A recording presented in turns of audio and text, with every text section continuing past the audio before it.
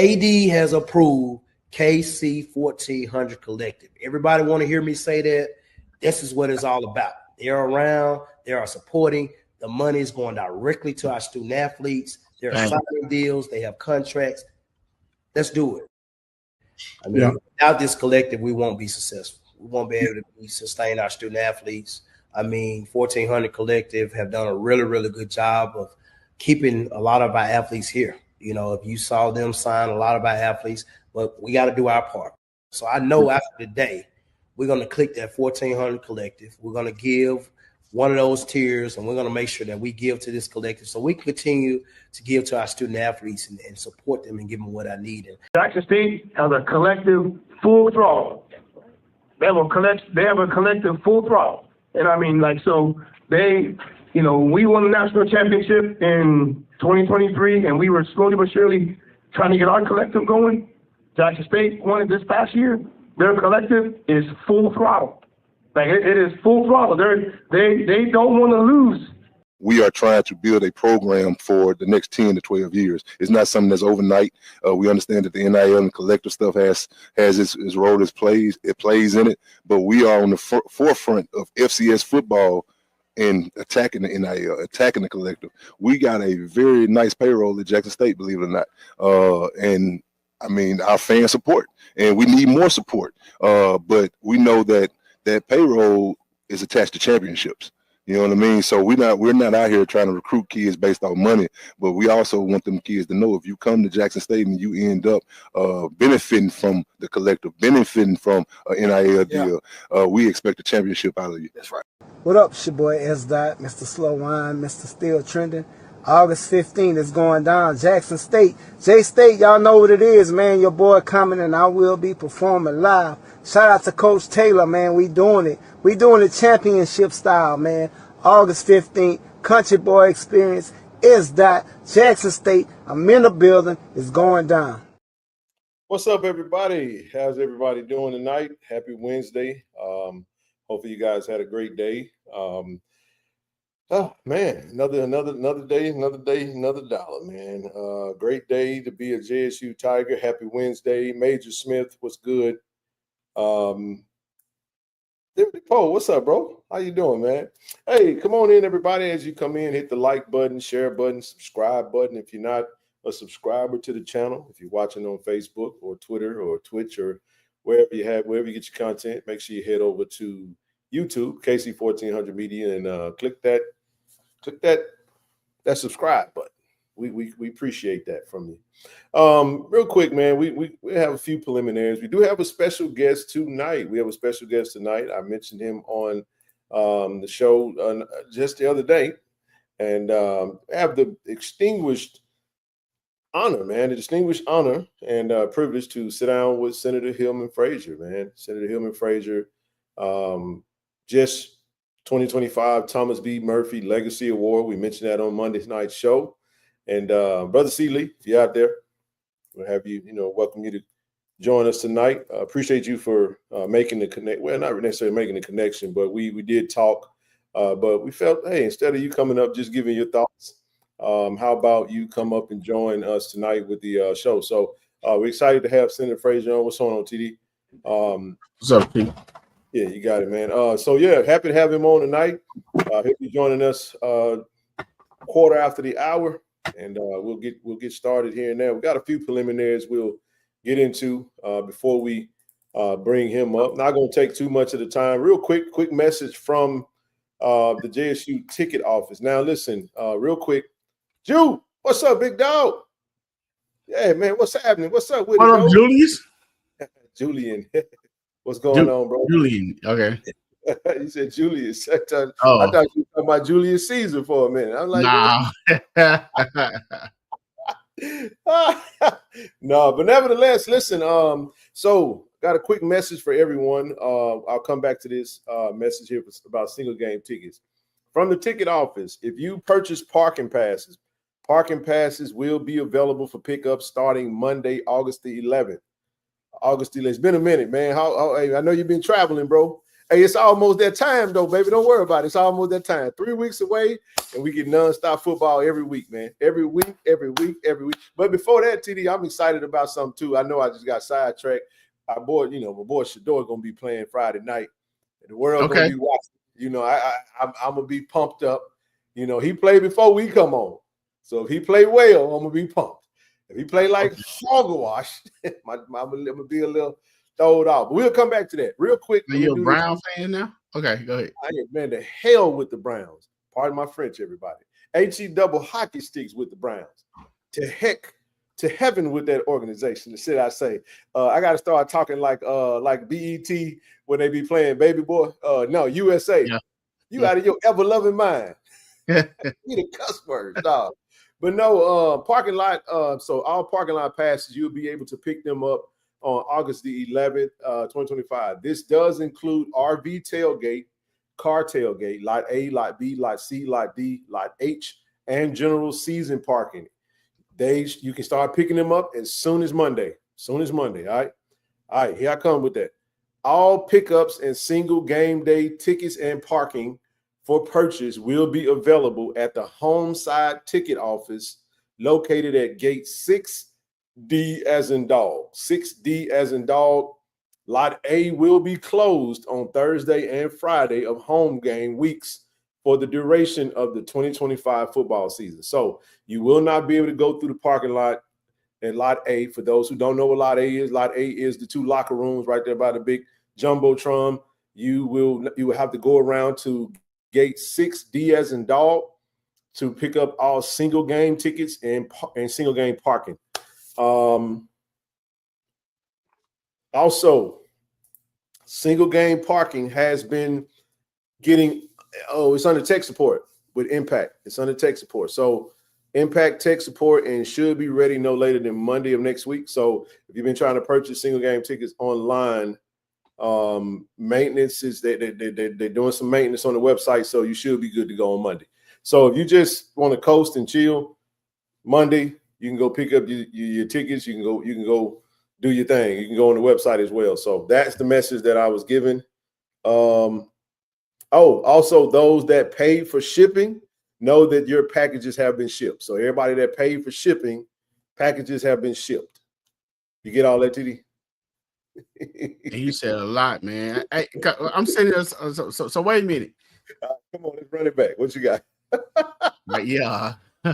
This is a lot. A, which is over by the locker room. Yes, sir. That's lot A. It's going to be closed on Thursday and Fridays of home games. Home game week. You know you ain't getting over there on Saturday, so don't even worry about that. Right. But Thursday and Friday. So let's just say Thursday, Friday, Saturday, you can't go access lot A. So the ticket office facing Woodrow Wilson. Boom shakalaka. 6D, $6. All right. There it is. So, but if you had got your season tickets, you want, I'm just saying. But parking pass, you still get to go pick your parking pass up. Or you can pay for shipping, however you want to do it. Let's keep it moving, though. Let's keep it moving. All right. Single game tickets, that's for the people who wanted to be procrastinators and didn't want to get their season ticket. You're on your own on that. But they are on sale. Go JSUtigers.com/tickets. Grab them joints, however you want to do it. You should get all 5 of them. You should. But I understand if you live in Timbuktu like I do, and you just can only make it to a couple of games. You can either, if all you want to do is buy a set of season tickets and contribute it to the cause and still be able to support, that's a great method too. But nevertheless, hey, no problem at all, sis. No problem at all. Hey, let's keep it moving real quick. We do have a couple of preliminaries to get into before we bring Senator up. Listen, Fan Fest next Friday. Next Friday is going down. We only 9 days away. Yep, 9 days away. We will have the Fan Fest 6 p.m. to 8 p.m. at Mississippi Veterans Memorial Stadium, and then at 8 p.m. Listen, if you ain't got your tickets, everybody gonna be at the vet, man. It's the country boy experience. You heard S. Dot. You saw Stephanie Luckett on the school page. LJ Eccles, Arthur Young, PC Band. It's going to be a great show. Be in the place to be. The place to be is going to be Friday night at the vet. Country boy style. I ain't got no cowboy boots, TD, but I got Steve Maddens. Man, those hats are expensive too. I got some Steve Maddens and some jeans, baby. They zip up on the side. They work with that suffice. I think it'll suffice. Go to that country western store, man. You come out of that thing broke, man. That store. Man, I ain't gonna do it. You ain't gonna do I it. ain't gonna do it. Them cowboy boots ain't cheap. No, nor the hats. They not cheap. So shout out to all the country boy. Them country boy wearing them buckles and them boots. Ooh. Buckles and hats ain't cheap, man. No, dog. They not cheap.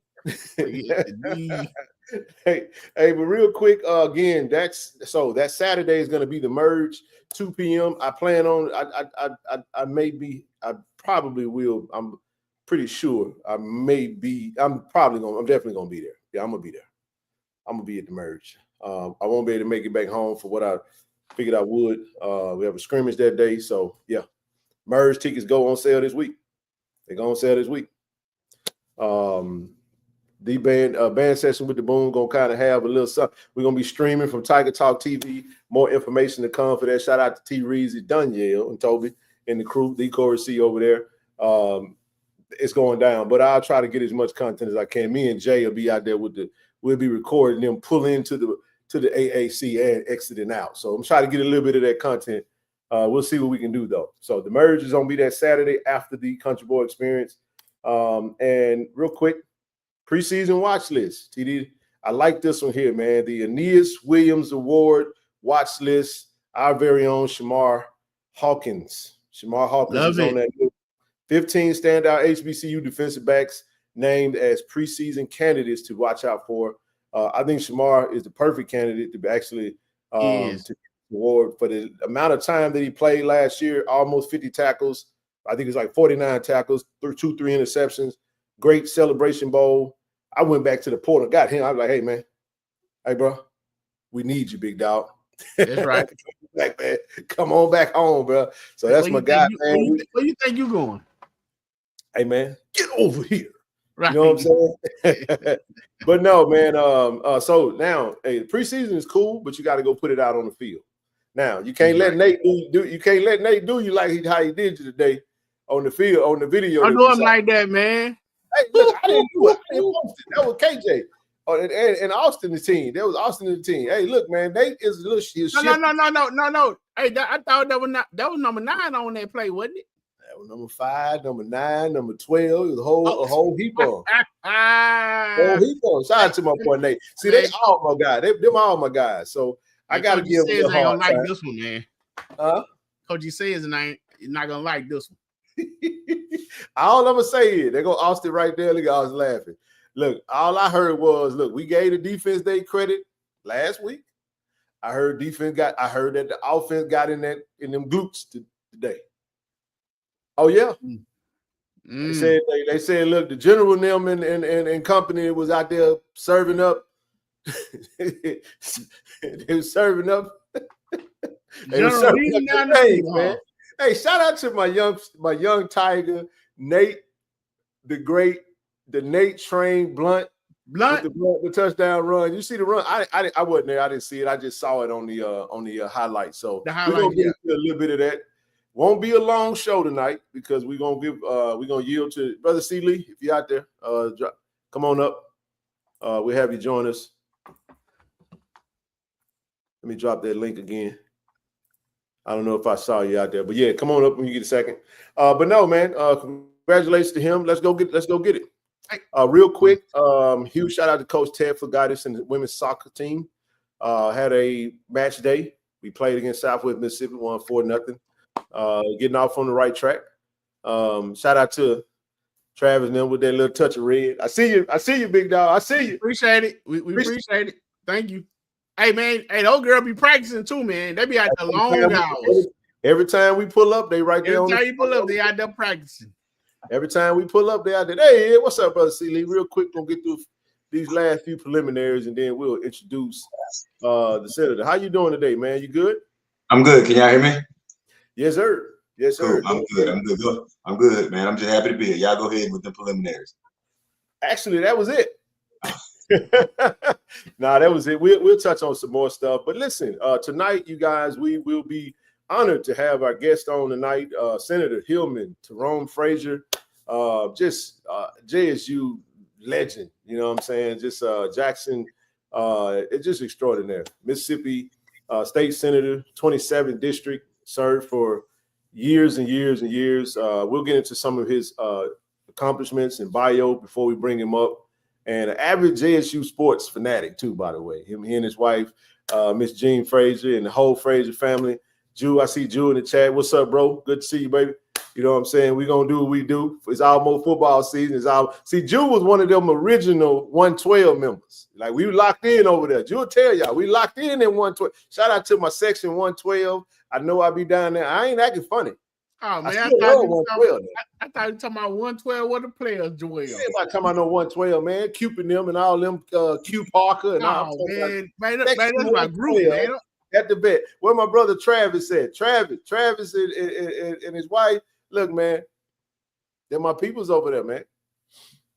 Shout out to Section 112. E. Adams, man, who all over there? I name them all, man. E. Jew, Mike McKnight, ZW, who's all over there? Y'all know the whole shebang. We had a whole crew of them. You know, it's all love, man. Section shout out to 112. We did Larry Bender, Walt. it goes the long way. You know what I'm saying? But no, but we're happy to have Senator Frazier on tonight. Real quick, Brother C. Lee, I know you. I did want you to come up and talk about Senator Frazier, and you made the suggestion that why not let's get him on. I said, you know what? That's a great idea. Yeah, you know, it's just having him here. I think what a lot of people don't know, and I'm glad you said it, and I wanted to ask him about it when he comes on, is he was elected to the House of Representatives in 1980. And the reason that's important is because he gets elected 10 years before before Mississippi triples its African-American elected officials. So Mississippi has the most African-American elected officials in any state. But Senator Frazier, at that time he was Representative Frazier, came in 1980. And so I wanted to talk to him a little bit about what was that 10 years like, you know, before he got, you know, some people to surround him, but also he was also instrumental in that 1990 redistricting. But before we even start there, the other thing I would like for him to discuss is he was actually on campus on May 15, 1970.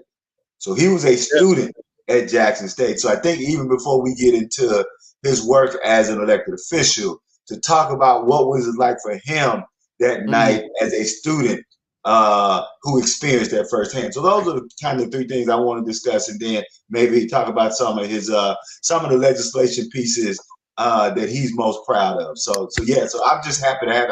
Whenever I see him, I always say my favorite senator. You know, there are a couple other senators I like. I like Senator Norwood, but you know, as you say, he a sportsman and a political man. So he kind of gets that knock for being my favorite senator. So let's go. Hey, now one thing that you didn't mention, since you didn't say it, I'm gonna say it. TD, Senator Frazier and Brother C. Lee's father was at Jack State at the same time. Yep. Yeah, that's what he told me that today. We're gonna touch on a little bit of his bio, and then we'll have him up here just in just a little bit. Senator Hillman, Tyrone Frazier, represents District 27 in Hinds County. He is a chairman of the Senate Interstate and Federal Cooperation Committee. Before beginning his Senate service in 1993, he was a member of the Mississippi House of Representatives, as Brother Seeley just mentioned, for 13 years. He's a graduate of Jack State University and the George Washington University National Law Center. In 1999, he completed the program for emerging political leaders at the Darden Graduate School of Business Administration at the University of Virginia. Senator Frazier's legislative accomplishments are quite extensive. In 1995, he led the Mississippi legislature in ratifying the 13th Amendment to the United States Constitution, which abolished slavery. Stop there for a minute, Ken. Stop there for a minute, because I want to be clear. Senator Frazier actually walked up to him and said, "Hey, y'all do know y'all haven't abolished slavery in Mississippi yet, right?" Right, yeah. I'd like to put that on the agenda and have that voted off. I don't want to go past that. Like, he was going to say, "Hey, let's get around to abolishing slavery in Mississippi." All right, go ahead. No. That was a pretty important thing, wouldn't y'all think? Really? Y'all do know there are still some states that still have slavery on the dock for that. And TD, at 18, you know, when I voted for the first time in Mississippi at 18, I believe, you know what one of the first things on which I had to vote? And we talking about 1988. What's that? It was actually on the books. It was still illegal for people of different races to get married. Really? So when I first voted, I want to say 88. Yeah, when I first voted as an 18-year-old, that was still on the books, if I'm not mistaken. So yeah, that's one of the things. Because I remember me and my cousin was joking about it, kid. We was like, "How we gonna vote on this issue? How we gonna?" Yeah. How did you feel about that at that time, though? No, never mind. Don't answer. Never mind. I know, right? Yeah. Hey, but let me continue on real quick. So, like I said, 1995, he led the Mississippi legislature in ratifying the 13th Amendment of the United States Constitution, which abolished slavery in the United States of America. Senator Frazier authored the bill, which made Dr. Martin Luther King's birthday an official state holiday in Mississippi. Wait a minute. Happy birthday to you. Mm-hmm. Happy birthday. All right, let's go. Wow. Yes, it's a lot of wows here. I'm learning something new. Hey, I'm learning some stuff as we go.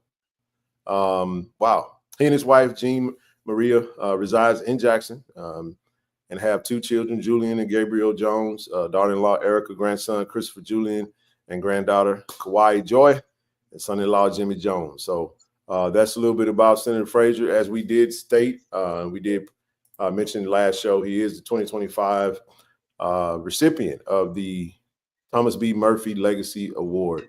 And if you don't know what that is, as he stated, it is basically like the Heisman Trophy of senators.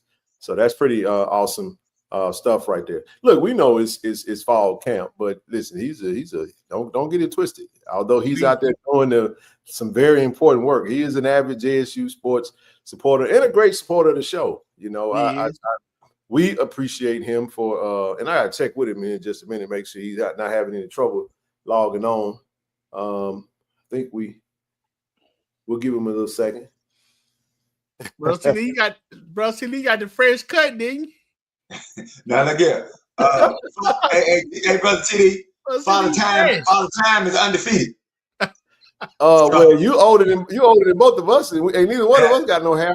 Look here, I held on as long as I can, but Father Time showed up about 2 years ago. Said, "Hey, brother, you gonna have to take a little something." So I'm at that stage now where I'm taking a little off the sides, so you can't see the little off the top that's missing. That's what I'm doing. Look, I did all that. Said appreciate that channel membership. Look, man, I did all that. I did all that, man. I took a little off the side, and then it just kept leaving. So, hey, don't get me wrong. Look here, once it's over. But look here, I'm a battle to the last end. In fact, I may even rock the Sherman Hemsley. I ain't even decide if I'm gonna go full on. I may rock the Sherman Hemsley. No, don't come in with the roof, miss. Hey, brother, you remember when you was young and back in the day when all the deacons was rocking the Sherman Hemsley, and you was like, that ain't gonna be me. I ain't gonna. And then then you get grown and you see yourself, damn, that's me. I'm just like the deacon. I'm considered. Right. Yeah, man, that's exactly the way it goes. I'm not gonna be him, but then you be him. Hey, that's right, Stock Talk David. It is the 8th inning. It's the 8th inning, but damn it, I got 6 more outs. I'm gonna use all 6 innings out. That's why baseball is my favorite sport. Ain't no time limit. I can just keep getting on base, baby. I'm just trying to keep getting on base. I see. I'm gonna resend this link just in case. Senator will be up here. He'll be up shortly. Give him just a second. Won't be too long. But no, man. While we wait on Senator, I actually got some more I could touch on. If you guys haven't signed up for the collective, go ahead and get signed up. I'll come back to that here. Just move it. Oh, I didn't even put that up there. Day 7 was today. Now I'm gonna just be real quick about football. I mean, they've been battling it out this week. Really good practices. Offense is coming along. It's coming along very well. We'll be at practice in the morning. definitely will be there in the morning and Friday and Saturday. So come Friday night, we're going to have a much more extensive recap of football. Other than that, I'm just going off of what you guys have seen. I kind of like the idea, TD, that I ain't seen nothing Monday, Tuesday, nor Wednesday. I get to just go in on Thursday and just be a fly on the wall and just see how far the team has come along in the development of fall camp. So since you look at the clips, until they're a little more polished. Yeah, it's coming together. Even with the warm-ups and everything. The O-line looking nasty. Shout out to Isaiah Villanueva, man. Who gave it, man. You see the pancake? You see the pancake? Hey, shout out to Anthony Ontuku. Hey, Villanueva say it's his time, man. He said, hey, don't forget about him. He said, TD. He said, I'm in there. He said, shout me out, baby. So you getting your shout out, Villanueva. Keep doing your thing, baby. Hey, he's a nice nasty, wasn't he? Yeah, man. Stay running around. Look like they're having fun. Hey, I'm gonna say what I said last year. When I talked to the team, gave them the JSU history last year. Hey, Quincy, we gotta give the offense they shine, brother. We gave the defense they shine. When the defense win, we show love. When the offense win, we show love. When JSU win, everybody show love. There you go. Hey, I'm gonna say this. When I walked in there to talk to the team this year, I was hit with the same thought, but even more. Everybody in there big. What? Everybody in there big. Ain't no. I was. I'm looking for special teams. I'm looking for somebody that's my size, brother. TD. Everybody in there big. Everybody in there big. Like it's just amazing because I'm not immediately around sports the way you and Brother Key and I, on a regular. So I think people forget how big D1 athletes really are. Like I do really think that when people have whatever opinions they have and they have whatever thoughts they have, they really forget. And when I walked into that room, I had to take a moment just to take in that team is huge. That's a big squad. I mean, that's a really, really big squad. So again, everything you guys say, but I can't lie that I was struck by just the fact that that's a massive, massive squad. So yeah. But hey, brother City, I've been meaning to ask you, what is your favorite position what is your favorite position on the team? What'd you like to watch? Oh, you know what? It's funny you asked me that. I was telling somebody the other day about somebody asked me why I did a thing about why I don't do GOAT talks. Like I've never done a GOAT debate. I don't have GOAT debates. And it's because my father, Brother TD, by the time he got to high school, he was a pro pitching prospect. He started at pitcher for his high school in the 7th grade. Now, I'm still wondering about adults who thought it was a good idea for a 7th grader to be on a high school team. We're going to put that to the side for a moment. But my father, who was an avid sportsman, Brother TD, he watched sports like you go to the museum and look at a painting. He watched sports the way you watch a film. And what I mean is that for him, the X's and O's were artistry. And so my father when he watched sports, it was like for him watching a great movie. It was like listening to a great symphony. Like it was like, although the other team may have been the antagonist, right? My father always say, well, you need a good antagonist to have a good movie. If your antagonist is not that good, the movie not good. Think about the movie Batman when Heath Ledger was the Joker.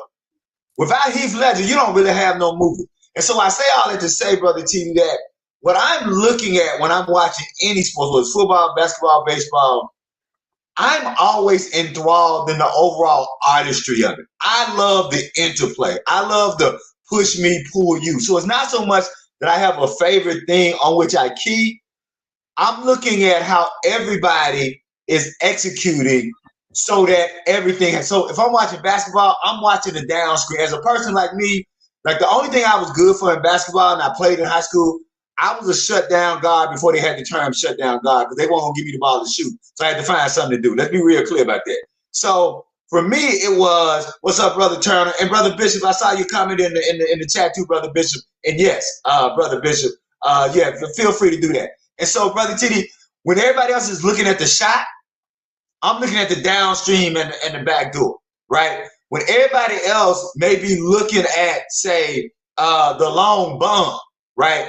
I'm looking at how the running back picked up the linebacker on the blitz, right? When everybody else may be looking at, say, the double play, I'm looking at the pitcher who threw the outside pitch because he knew the guy likes to pull the ball, and because of that, he gets a ground ball instead of a line drive. So my favorite thing really to look at is the back and forth between both teams. Like my father taught me that even though you're rooting for one team, it's the artistry and the beauty of it. So for me, it's seeing X's and O's like it's art. And I'm always looking for it. I'm always quick to say, oh, great block. I'm always quick to say, oh, that's a nice right. Like I like the way that linebacker read that. And I would say for anybody, the only thing I would say to anybody who watches football, stop just watching the ball. Right. Because if you're only watching the ball, you are missing 85% of what's happening. And so I like the interplay and the games within the game, if that makes sense. But you know, Brother Civic, you said something that you like to watch that I found very interesting, and that's a running back picking up a blitz, linebacker on the defensive end. You know, especially when he's sticking. Yeah, the linebacker come through there and he's, you know what I'm saying, and allow the quarterback to make the throw. See, most people don't see that because, like you said, that's not the part of the game that they're watching. And you know what? And I'll say this: two running backs, and y'all maybe correct me if they do. I just never heard people talk about it. I think there are two things a skill that was never talked about by two good running backs, who I think may have been again, I don't do GOAT debates. They were really good at doing it. Walter Payton and Emmitt Smith were some of the best running backs I saw at picking up blitzes. Like, I think that Walter never got right. And to me, that means you're a team player. That means that it's more than just, because we all know that there have been a lot of running backs who were great, but it was just about them. And I always think that I wish that more people would talk about the way Walter Payton would pick up the blitz, Emmitt Smith would pick up the blitz. There are a couple of running backs that escaped me. Terrell Davis was good. Yeah, Terrell Davis excellent at picking up the blitz. And see, it's those kind of things. And quiet as it's kept, Aaron Mulligan was a really good blocker. Yes, I agree. And so, 100%. And I love that with Decoy C, he got Fertillion to talk about the fact that if you ain't blocking, you ain't gonna get the ball. Because I do think that our wide receivers, particularly over these last couple of years, do a really excellent job of blocking downfield. So again, that's one of those games inside the game that I love to see receivers blocking downfield. Exactly. All right. Sorry about that. I was trying to help Senator get situated. Technical difficulties, but we good now. I see him in the back. So everybody pardon us for the delay. I didn't hear none of y'all just say it just then because I had my hand out. Y'all saw me over here. I was like, yeah, Senator. Hey, well, without further ado, man, we're gonna bring up Senator Hillman Frazier again. For those of you that's just tuning in, we have the distinguished honor of bringing up our special guest for tonight, which, as we stated, Mississippi State Senator of the 27th District, JSU alum, 2025 Thomas B. Murphy Legacy Award recipient. That is the one and the only Senator Hillman Frazier. There he is. Senator, how you doing, man? Yeah. Great. How you doing? Glad to be with y'all tonight. Good. Hey, we finally got you up here, man. Sorry about the golden fish. Everybody there. Glad to see everybody tonight. Hey, so I know you're on the East Coast. I know you're up in the great state of Massachusetts. You know, but thank you for taking some time out for.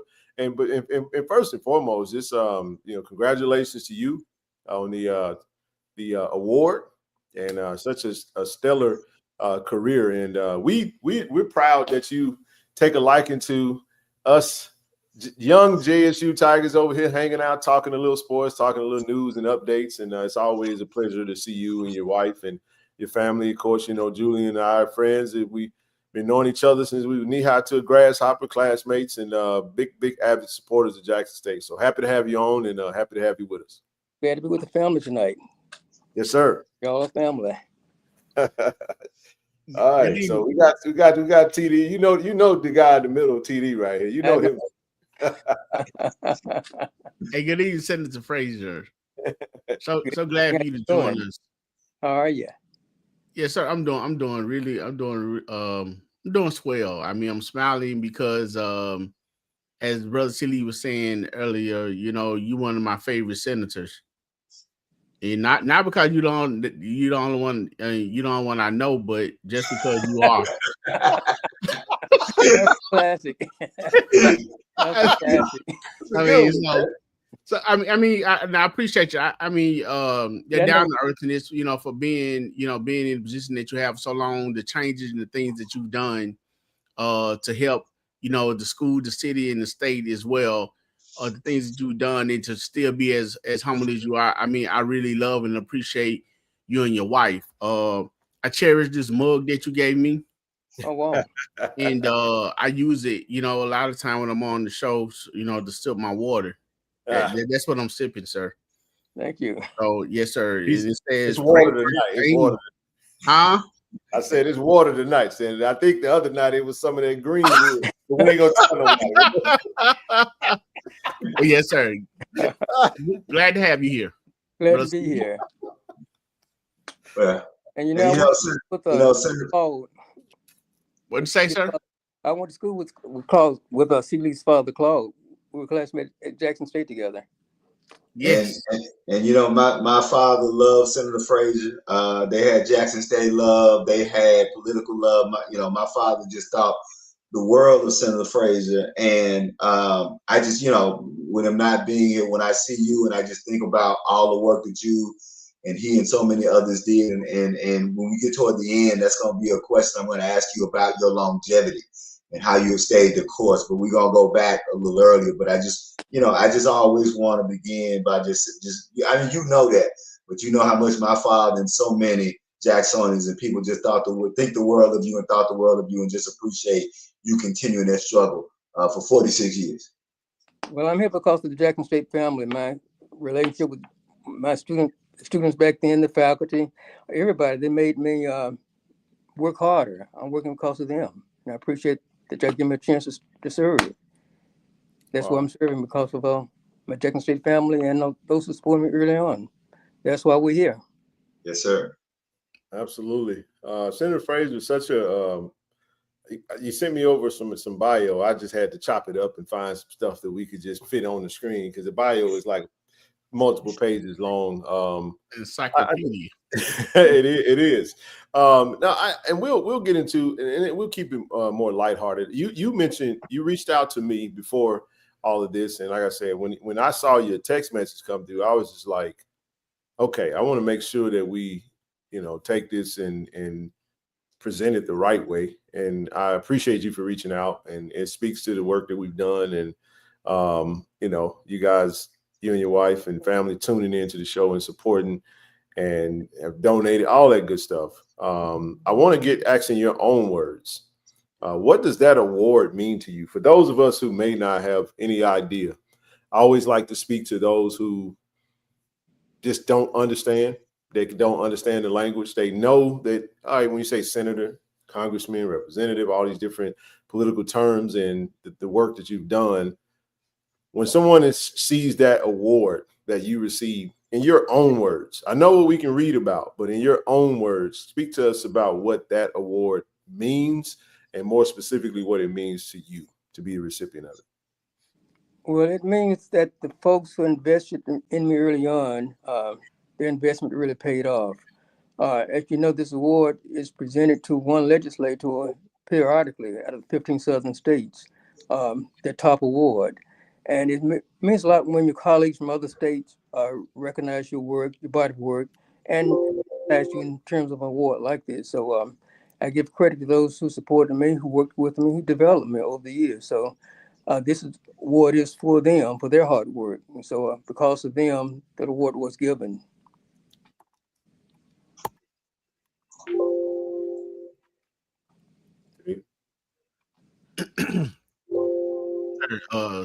Senator, I guess, like you said, we're gonna I guess keep it light, but my mind goes when I was reading other things that you've done. I guess I would ask you like this: how difficult? I mean, how difficult was it for you when you first got started? You know, being in Mississippi, being in politics. Well, right. I appreciate the question. When I was first employed by the legislature in 1975, it was quite different.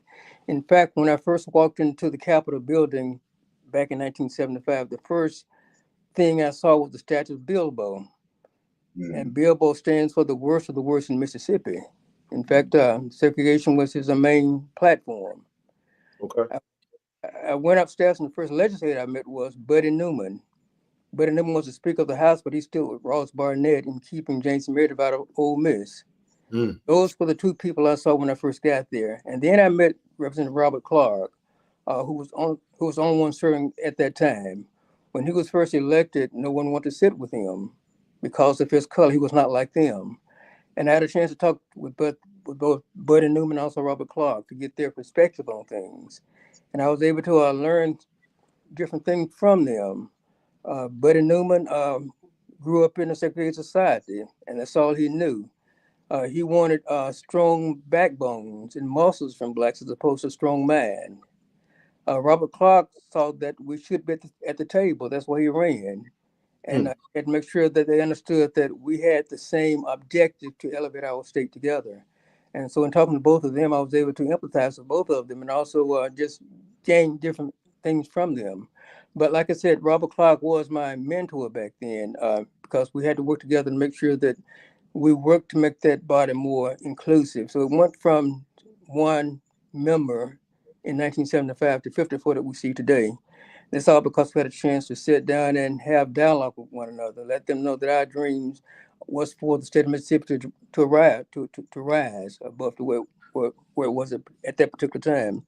But like I said, working with those two individuals, I had a chance to bring them together also.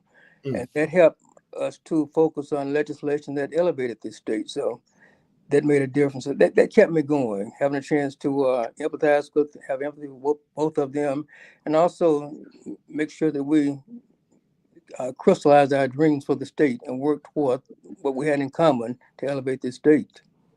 That was very important. Are you referring to Robert Clark from Lexington? Lexington, he just passed away recently. He just passed away recently. Yes, I played ball with his son. Oh, yes. I saw his son grew up in the Capitol because when he was serving, his first wife passed away, and so he was a single father. So he brought them to the Capitol every day. They did their homework. They ran up and down the halls of the Capitol, but that Capitol was in their blood. And because he mentored them and raised them properly, one is now serving where he once served in the legislature. And another one serves as a chancellor in his home county, home district. So he really molded his sons to do great work in public service. Yes, sir. Thank you. Brother C. Lee, want to go with you? So, Senator Frazier, I want to go back a little bit because you were a Jackson State student on May 15, 1970. And I just want, in your own words, to talk about just two things, is briefly and in your own way. What is the one memory that you take from that? And two, why is it important that the state and the nation never forget it? Right, because that's a very good question. I thought about that over the years. On that night of May 15, it was a conspiracy for the state of Mississippi to put Jackson State in its place. On the night, we studied. I had a chance to go off campus with a friend to get a bite to eat. But in coming back to campus, I was stopped by a policeman, and the policeman told me that they called every ambulance in town to come to Jackson State. And so he said, you can't go back on campus. So we pleaded with him, so he finally let us go back on campus. But as we approached Alexander Hall, Cops started shooting. Why would the first policeman tell me that every ambulance in town was called to Jackson State when there was no plan? But there was a plan to do harm to Jackson State to stop its growth. And that moment was very important because I had a chance to witness that. One of my classmates was killed there that night, one of my political science classmates. And also James Earl Green, the student from Jim Hill, was also killed. So that was very deliberate on the part of the law enforcement officials back then. But up until that point, I focused on becoming a professor, college professor. But that night made me think about social justice. Things had to change in the state. And we had good professors on campus at the time, Benny Reeves, Charles Holmes, and others, who helped us to turn our anger into something positive. So a lot of those students were affected back then, went on to grad school, and they made their mark in different areas, business and politics and all of those things. And so that night made me refocus on my purpose of being here and prepared me to go from my dream of being a college professor to being a social justice advocate in the legislature. So that's why I got my start. That's what lit a fire in me at that time. That night was very painful, seeing the students being injured, seeing how some lost their lives, and left a scar on the lives of many students. But like I said, it also encouraged others to push harder, work for reform. And so my classmates turned their anger into something positive, because we had a strong leader in President Peoples, and also strong professors on campus in all departments. And so they made it work back then. They pointed us in the right direction, and because of them, we made that change, and hopefully we made a difference in our state. And just, I'm gonna turn it over to Brother King, but I just want people not to miss what Senator Frazier said, and he's been consistent in always saying this. It is evident that that night was planned because Brother Ken and Brother TD, they had already called ambulances before the shooting started. And if you haven't planned something, why have you already called ambulances? So and Senator Frazier has been consistent on that and has never wavered on that point. Thank you for that, sir. Go ahead, Brother Ken. I'll turn it back over to you. Senator Frazier, as I sit and listen, and I think about what you just spoke about, for one who was not living during that era or living during that time, but is pretty well versed in it through the history of it, I kind of want to get your thoughts on the political climate today, because it feels like, although a lot of progression has been made, you see a lot of, with this new administration, I was just having a conversation today, it's almost like, it's like willful ignorance. It's a group of deluded people who like to impose false realities and for political gain. A lot of different things that are being turned back. We were talking about African-American women being under attack. I think since this administration has come into office, in excess of over 300,000 Black women have lost their careers just from whether it be DEI. And I'm not asking you to break that down specifically, just kind of wanted to get your overall thoughts of how you feel as you've spent like a lifelong time of social justice and making change, and especially in a state like Mississippi. Not that Mississippi is in worse shape than other places, but what we see from your seat and from your vantage point, in your own words, speak to how you feel about the political climate of today under this new administration. Just however you feel about it, because it's obviously quite distasteful for a lot. Even some who voted are now having voters' remorse because they realize they just voted against their own interests. So it's a lot of things you can speak to, but I kind of want to get your thoughts since you sit a little closer vantage point than most of us. Right. We made some changes. We made some progress over the past 50 years. We went from 1 Black member to 54. And we had a chance to use the court system to challenge some of these unfair laws that prevented us from participating fully. There was voter suppression back then. It carried on from the 1890 Constitution. But back then, 50 years ago, we had a chance to sit down and talk to members. They had a chance to speak from their heart, both their conscience, because they represented different districts. They represent their constituents. They ran as party candidates, but once they were elected, they focused on representing their constituents. Today, we have members who are serving, but they're not free to have their own thought. They're not free to express their own opinion because of their quote unquote party loyalty. They receive a playbook from their party, and they can't deviate from the playbook, else they'll be punished by getting opposition in the party primary. And for that reason, some of the members don't have open dialogue. They don't vote their conscience, and because of that, we're not making the progress we should be making. A prime example, just yesterday, my seatmate was running, Robin Robinson from Lawrence, Jones County. Ted Reeves put out on his post that she was defeated because she supported Medicaid expansion. Mm. And that's something that the party didn't stand for. And he's saying that she was defeated because of that. That's an example of what happens when those party candidates don't go along with the party mandates. They are isolated and they are punished. She was a very good legislator representing her area. She was. We didn't agree on a lot of things, but at least we had a chance to have dialogue, discuss different things, and try to move the city forward in our own ways.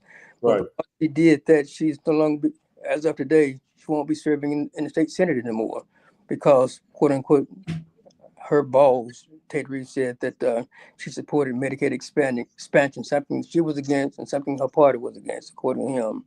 And that's what we're dealing with today. Members can't express their true feelings. They don't have enough courage to tell leadership, no, I'm representing my people, not you. And it's very frustrating. I remember when I was first elected, Buddy Newman, although we had differences, he gave me very good committee assignments. He made me chairman as a freshman. That was unheard of. He put me on the Ways and Means Committee as a freshman. That was unheard of. He put me on the peer committee as a freshman. That was unheard of. All because I was up front with him on the front end, and I didn't just bow to him. I always told him the truth. But we had a chance to change the rules because I saw that although I had served on those committees, good committees, a lot of my colleagues did not have that privilege.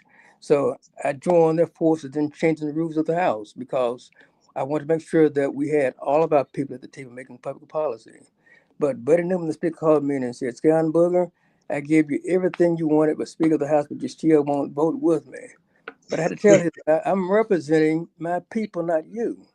But we got the coalition together and we able to change the rules to allow our members to serve on those money committees, other committees because of that.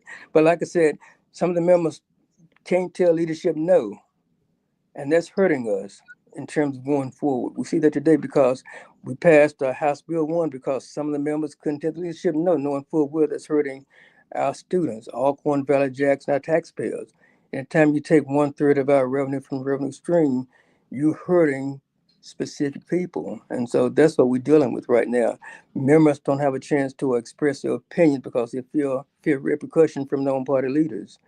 Back then we had dialogue. We disagreed on many things, but at least we had a chance to have heart-to-heart discussions and come to some type of consensus and go forward. But that's not happening today, and that's making us fall further and further back in the state. Real quick piggyback. Just man, that's that's tough when you can't serve with truth and conscience. You have to serve with party and fear. What's the end goal, do you think? At what point does this thing either break or does it deteriorate at the fabric of our democracy?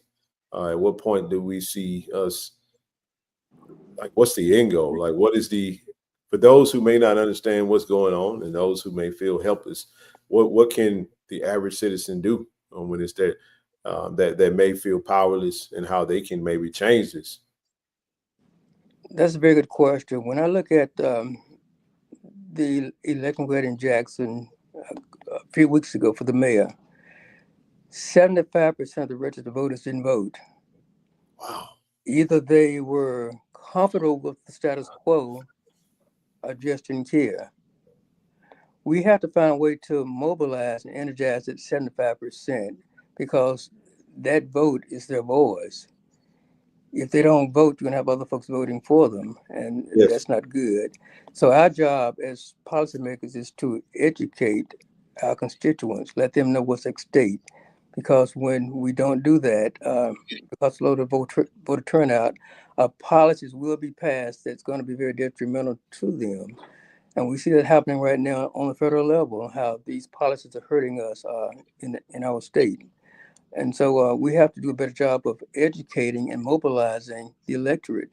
Otherwise, those in power will continue to do these things that are going to be harmful to the state as a whole. So our job is to educate and mobilize them. How do we do that? We're going to have to start calling more community meetings. We're going to have to start going to these organizations where they are. Yes.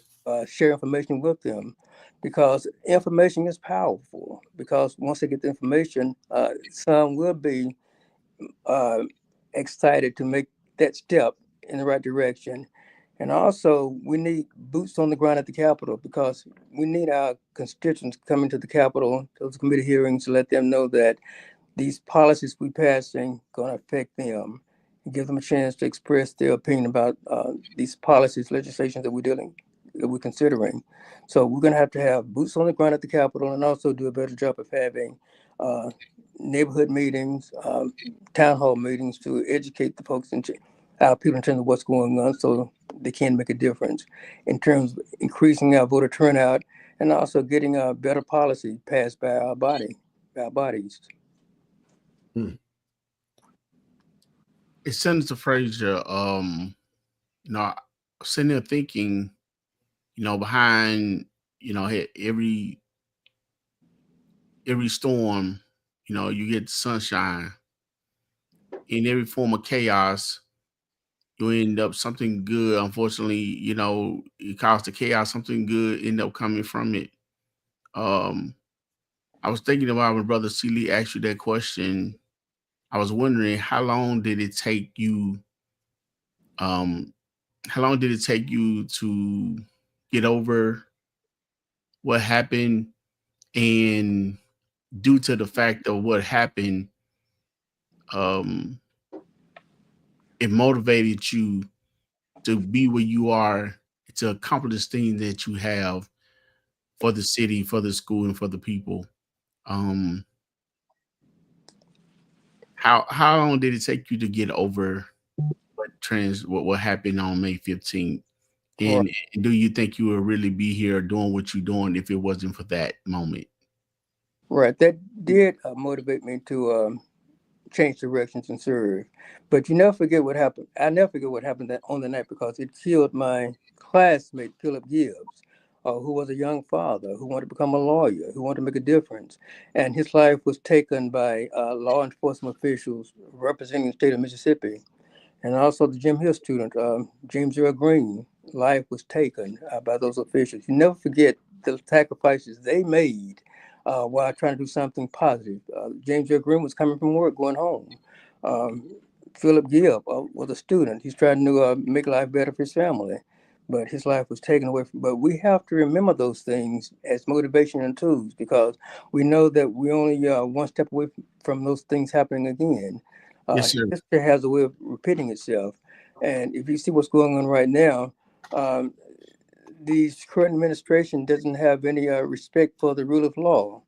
He's trying to become a dictator. But like I said, we have to make sure that that does not happen. The way we do that is by sharing information, and also letting folks know what happened in the past and how it's going to affect us going forward. We'll never forget about the sacrifices Philip Gibb, my classmate, made. James Earl Green, those lives are lost, and other students who were shot and wounded and had other injuries. But you have to build on that. You have to say that we are better than that, and we can make our society better than that, so that won't occur again. So that's my driving force, to make sure that we don't go back to that incident at Jackson State or Cornell, other institutions, because they deserve better. So my job is to make sure that we give the students the tools they need to be successful, give our institutions the everything they need to be successful. So we won't go back to those days again. But like I said, educating the masses is going to be key to that, and sharing information with them, because information is out there. It's just a matter of sharing it with our people so they can become informed and motivated to action. And when King asked you that question, it registered with me as far as the end goal. And the first thing I could think of is country binding together or coming together, and you got submarines out, you know what I'm saying, starting point in certain directions. I mean, what end? You know, is but I digress. Appreciate you, brother TD. Yeah, Go ahead, because the end point is to, first of all, making sure that our people are together. When we had a smaller caucus back then, our members had regular meetings together. We voted together for the most part. We tried to make our numbers count. And that really upset the leadership, because they know when we are united, we can make things happen. When we passed the bill to make Martin Luther King birthday a holiday, we stuck together as a caucus. Although some members didn't agree with the makeup of the bill, because we were also celebrating Robert E. Lee's birthday, which always a state holiday, we stuck together to pass it, to move forward. Right now, the leadership feels confident knowing that they could pick off a handful of our members at any point in the process. And back in the day, we had folks like Aaron Henry serving. He would call back in those counties to let the folks know what's going on and what position their members were taking, was trying to take back then. And they would, in fact, call their legislators and put fire under them. Right now, we don't have that going on, because a lot of them think that that voters don't know what's going on, and they're beholden to leadership as opposed to being beholden to the folks we represent. So we're going to have to, our end game is to make sure that we get our own people back together, make sure we have a very solid caucus, make sure those numbers work. Because when we're united, we can do things. But when they can pick us off one by one, they're going to have a heyday in terms of passing things we want to pass. And that we see it's happening from time and time again now in the legislature. Yeah, I'm glad you circled back to that, Senator Frazier, because I didn't want people to miss what you said in the beginning. And I want everybody in the chat and people who watch this later understand. You know, Senator Frazier talked about being, you know, there in 1980 and being early and being one of the few, and how, you know, he was worthy of everything that he got because of the work that he was doing. But he realized that a lot of things they were trying to give him was to pick him up, was to buy him up. And what Senator Frazier is saying is that, unfortunately, we are now sending too many people from our community who are taking the bribes, who are taking the things and voting against the interests of their own community. Right? I can think of 2 or 3 people who continue to get sent to the House of Representatives because there's somebody's cousin in the church and people are voting for their cousin, and your cousin is going to office voting against her own community. So I just wanted to thank Senator Frazier for saying that we need to be. It's not we need to vote, and people who are registered need to vote, but we also need to keep a proper accounting of what the people are doing when we go there. And Senator Frazier is telling us very clear that some of his colleagues, some of the people that we are sending are not doing that work. And I want to go from that to saying that it's been an honor for my wife to work with you. My wife, for those who don't know, my wife is a political map maker. So my wife is big in census and redistricting. She works with the great attorney Carol Rhodes in redistricting. I want to ask you, and you don't have to be detailed, but just, you were there in 1990, after the 1990 census.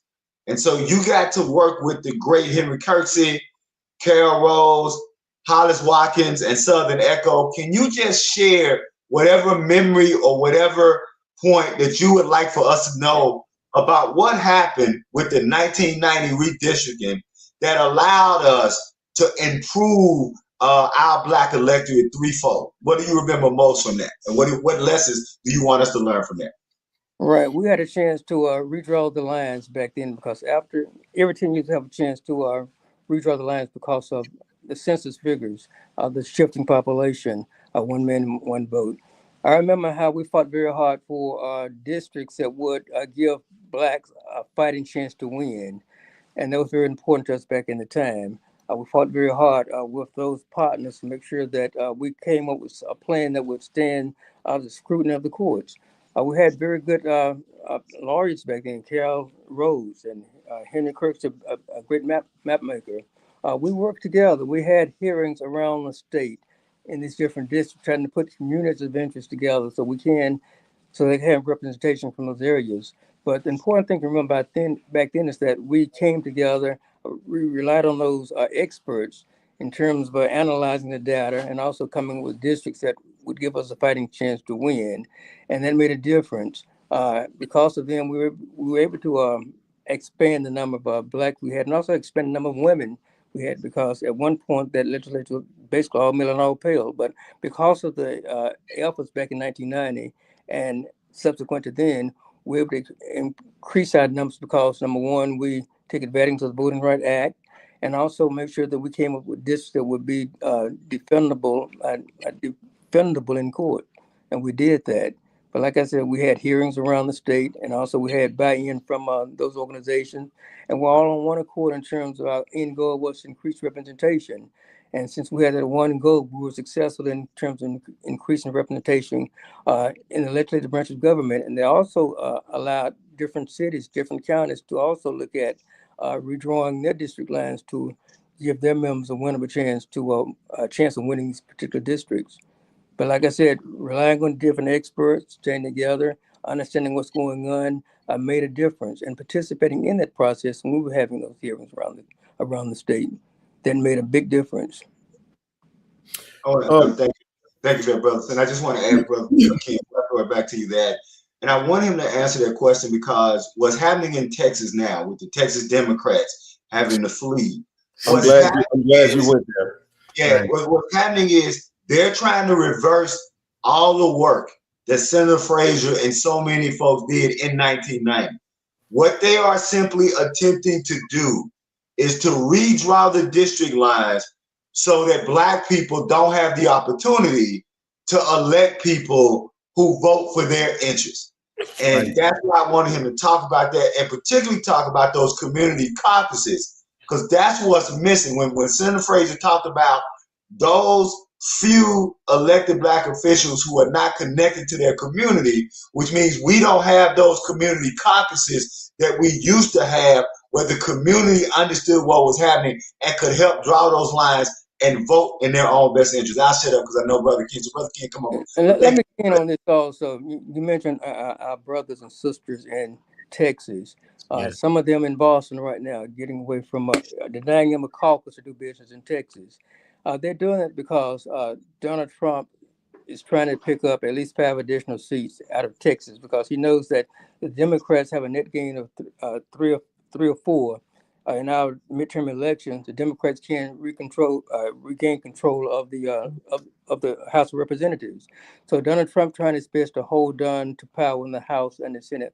So that's why Governor Abbott in Texas trying to pass a bill that's going to take away the voting power of Democrats in that particular state.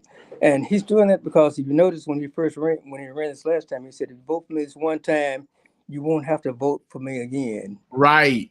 So if he continues to have control of both the House and the Senate plus the Supreme Court, they might let him stay in there forever. Mm-hmm. And that's part of his overall plan, making sure that he has control of the House and the Senate and Congress, and also the Supreme Court, the federal judiciaries. So that's part of his ongoing plan to stay in power.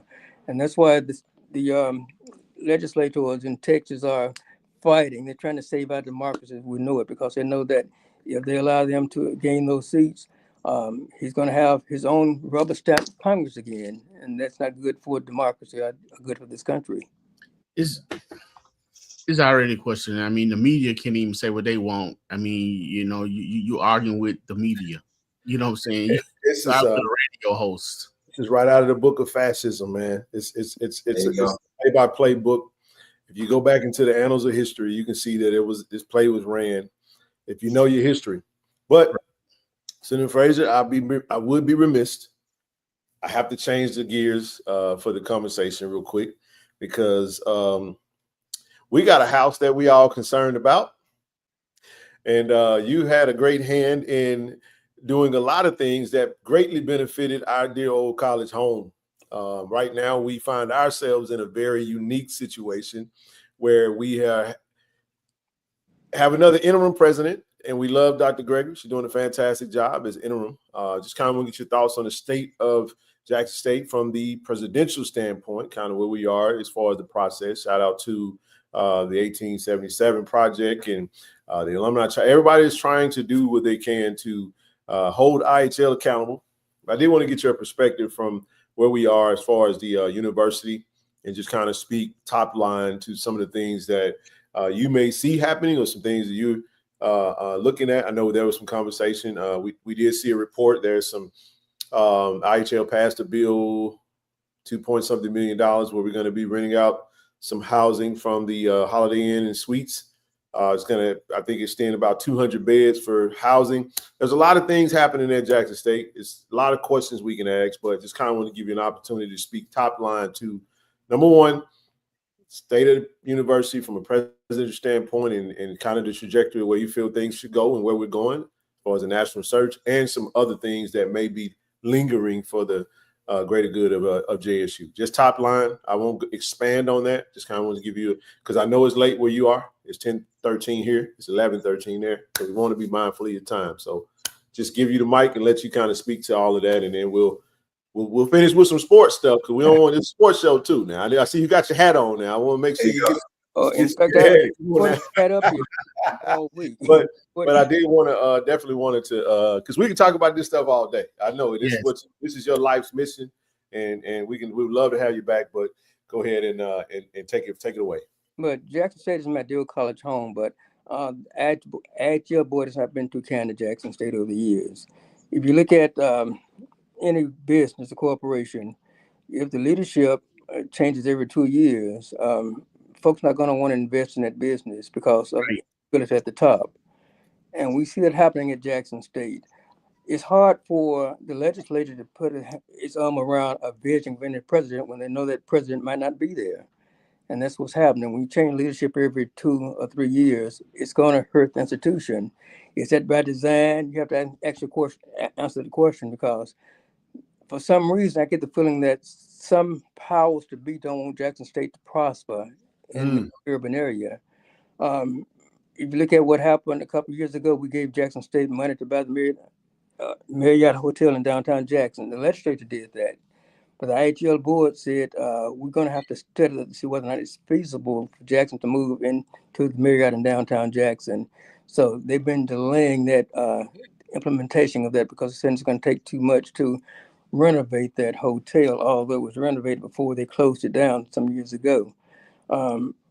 That's very troubling. And also, if you look at what's happening at Jackson State right now, the College Board just recently, 2 meetings ago, just increased tuition at Jackson State additional 8%. And that's going to hurt families and students. Why did they do that? Because the legislature just gave them even funding. And the legislature gave them even funding because of House Bill 1. We took $2 billion out of general funds, so we didn't give those institutions enough fund to account for inflation. But the colleges can make up for that by raising tuition and fees. That's what's happening right now. And that's going to stifle the growth of Jackson State. But we want to make sure that we have a leader that we can follow. I've gotten good reports about Dr. Gregory, and also she's Jackson State blue and blue, starting as a cheerleader, as a student, husband, outstanding quarterback for Jackson State. She loves Jackson State. And also she's been very successful in higher education administration before she came to Jackson. And we need to give her a chance to be successful. But like I said, for some reason, the board has not given our presidents full support, and also they've disregarded their own search process. In the past, they had different committees. They were committees that were appointed to have listening sessions, to have input, to go through the resumes and all of that, and come with recommendations. Before the last three presidents, they totally ignored the recommendations of these committees. They let the committees waste all their precious time. They waste all that precious money, state money, that could have been used in terms of making improvements on campus. I don't have any confidence at this point in the board, because my philosophy is that 3 strikes and you out. Yes, sir. And else make that recommendation and just follow through with it. If you're going to have policies, don't follow those policies. It's gonna hurt your confidence, first of all, because they're going to know that you're not going to follow their recommendation, your own recommendation, and that's what's happening. And also, it's going to have a chilling effect on people who might want to apply to that institution, because they know that if they apply, although they might be the top candidate in that pool, that buddy system with IGL is going to push them to the side and pick out who they want to pick out, to the detriment of the institution. For that reason, I'm not very optimistic in terms of the board doing the right thing on this. The board and the commissioner, they're working together. But I think that if our body, if our family, JSU family gets together, we can come with a united front and put additional pressure on them. If you recall, Governor Tate Reeves, I did say there should be a full transparency in the process. And he wants to know why you have so many changes at Jackson State. We agree on that, because those changes are not good, because we're not going to continue to fund institutions that don't have stable leadership at the top. But in terms of where we are right now, the board has the power to select someone right now. If you look at Alcorn, President Cook was appointed after serving as interim at Alcorn. If you look at the W, their president was appointed after serving as interim. If you look at USM, their president, their own Eagles, was appointed to serve as president after serving as an interim. What I'm saying that don't waste all that valuable money having a nationwide search if you're not going to follow the recommendations of the committee you appoint. It's just a waste of time, waste of energy, and it's going to just hurt everybody around and around. But my position is that we should, as a body, as a Jackson State family, unite and come up with strong support for our institution. If Gregory's doing a great job, and based on what I've been information I've been receiving from the university, students and faculty and staff and the community, they want to give her a chance to be successful. But the board has to support her in terms of giving her the resources she needs to be successful. They can't make Jackson State raise tuition on those students when Pell Grants are also being cut in Washington. That's going to also reduce money going to our students. So the enrollment might decrease because of the lack of funding, both on the federal level and on the state level. Our job is to make sure that we give her the resources she needs, and also give the students the aid they need to offset the cuts they're receiving on the federal level, because we have money set aside that we can use to attract students, and also fund them for different grants so they can enroll without dropping out because of the lack of resources. Wow. Wow. Very well said. Yes, sir. You said a lot then, Senator Frazier. I'm trying to, let it all register. I know, speaking of the governor, I know he did give Jackson State some money for the AI education. I mean, how do you what are your thoughts on that? He gave them some money for what? For AI. Artificial intelligence, yes. $1.3 million. Yeah, that's a step in the right direction. But if you look at our institutions, AHL controls how the money is allocated to our institutions. The governor has a big role to play in terms of shaping IHL policy, because he appoints members to the college board. I remember when I served as chairman of the University and Colleges Committee, Kurt Fordyce tried to appoint 4 white men to the College Board to make policies for all 8 institutions. But I said, no, that's dog won't hunt, because we want to make sure that we have a more diverse slate. And he said that Martin Luther King going to be shaming you for discriminating against 4 white men.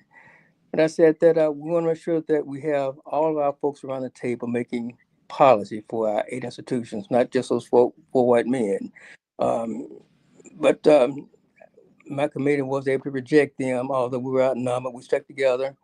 I put together a subcommittee consisting of Alice Harden, David Jordan, and and Johnny Walls, Valley State alumni, 2 Jackson State alumni, and then I threw in another person who was not from there. And so we were able to have hearings and bottleneck Fordyce's recommendations. Because we did that, because we took together, Fordyce had to come back with a more diverse slate, and he did so. He came back with a more diverse slate of 1 black male, 1 female, and also 2 white males, which was a step in the right direction. But we have to make sure that our College Board is representative of all of our institutions. We can't leave any of them out of the process, because they're making policy for all 8, not just the big 3. We have to make sure that regional institutions are at the table also. And if our governor, Tate Reeves, others, going to stack it more so against our institutions, all of our institutions, it's not good for the system, because they make policy.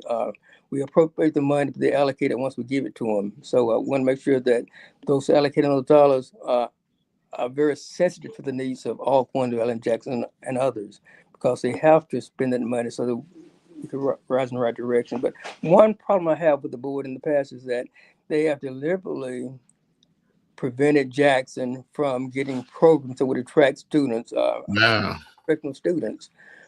They know that when Jackson State was established, it was established as a teaching college for Black students to teach other Blacks. But we've gone beyond that these days. We have to give them programs that are going to attract students in many different fields and support them in doing that. But the board is very slow in terms of doing that. And also, I'm thinking about when Jackson made the attempt to become a university from going from college to university, it was qualified to do that. But because Jackson was trying to move in that direction, they also made Alcorn, Valley, and another institution. Delta State. Also. Delta State. Because they didn't want Jackson State to move in that direction by itself. They want to hold it down as much as possible. But like I said, we have to make sure that we put pressure on the governor in terms of making appointees to the College Board, because the College Board has to represent everybody, not just the big 3. And like I said, the governor has the power to make the appointment, but the Senate has the power to confirm those individuals. And as members of the Senate, we have to sit down and ask those tough questions, make sure the people who are appointed will have the best interest of all institutions at heart, as opposed to just a couple of them. But Senator Frazier, you say you had a conversation with Governor Reeves, and he said, with the turnover, it's kind of hard to support, a business when you have so much turnover within, 2 to 3 years. Isn't he the one to appoint people to the IHL board? Right, he's the one to make the appointments to the IHL board. He has the power to appoint, but the Senate has the power to confirm. We could accept those nominees or reject them. My committee rejected them when I served as chairman of the Universities and Colleges Committee. And since then, we haven't had another Black on the Senate to serve as chairman of the University and Colleges Committee, because. Wow. But like I said, we're only serving for a moment. And while we're serving at the moment, we're going to have to do good for our people, because we don't know what's going to happen tomorrow. We're here for today. We don't know what's going to happen tomorrow, but take advantage of that power you have for today to make it good for the people you represent.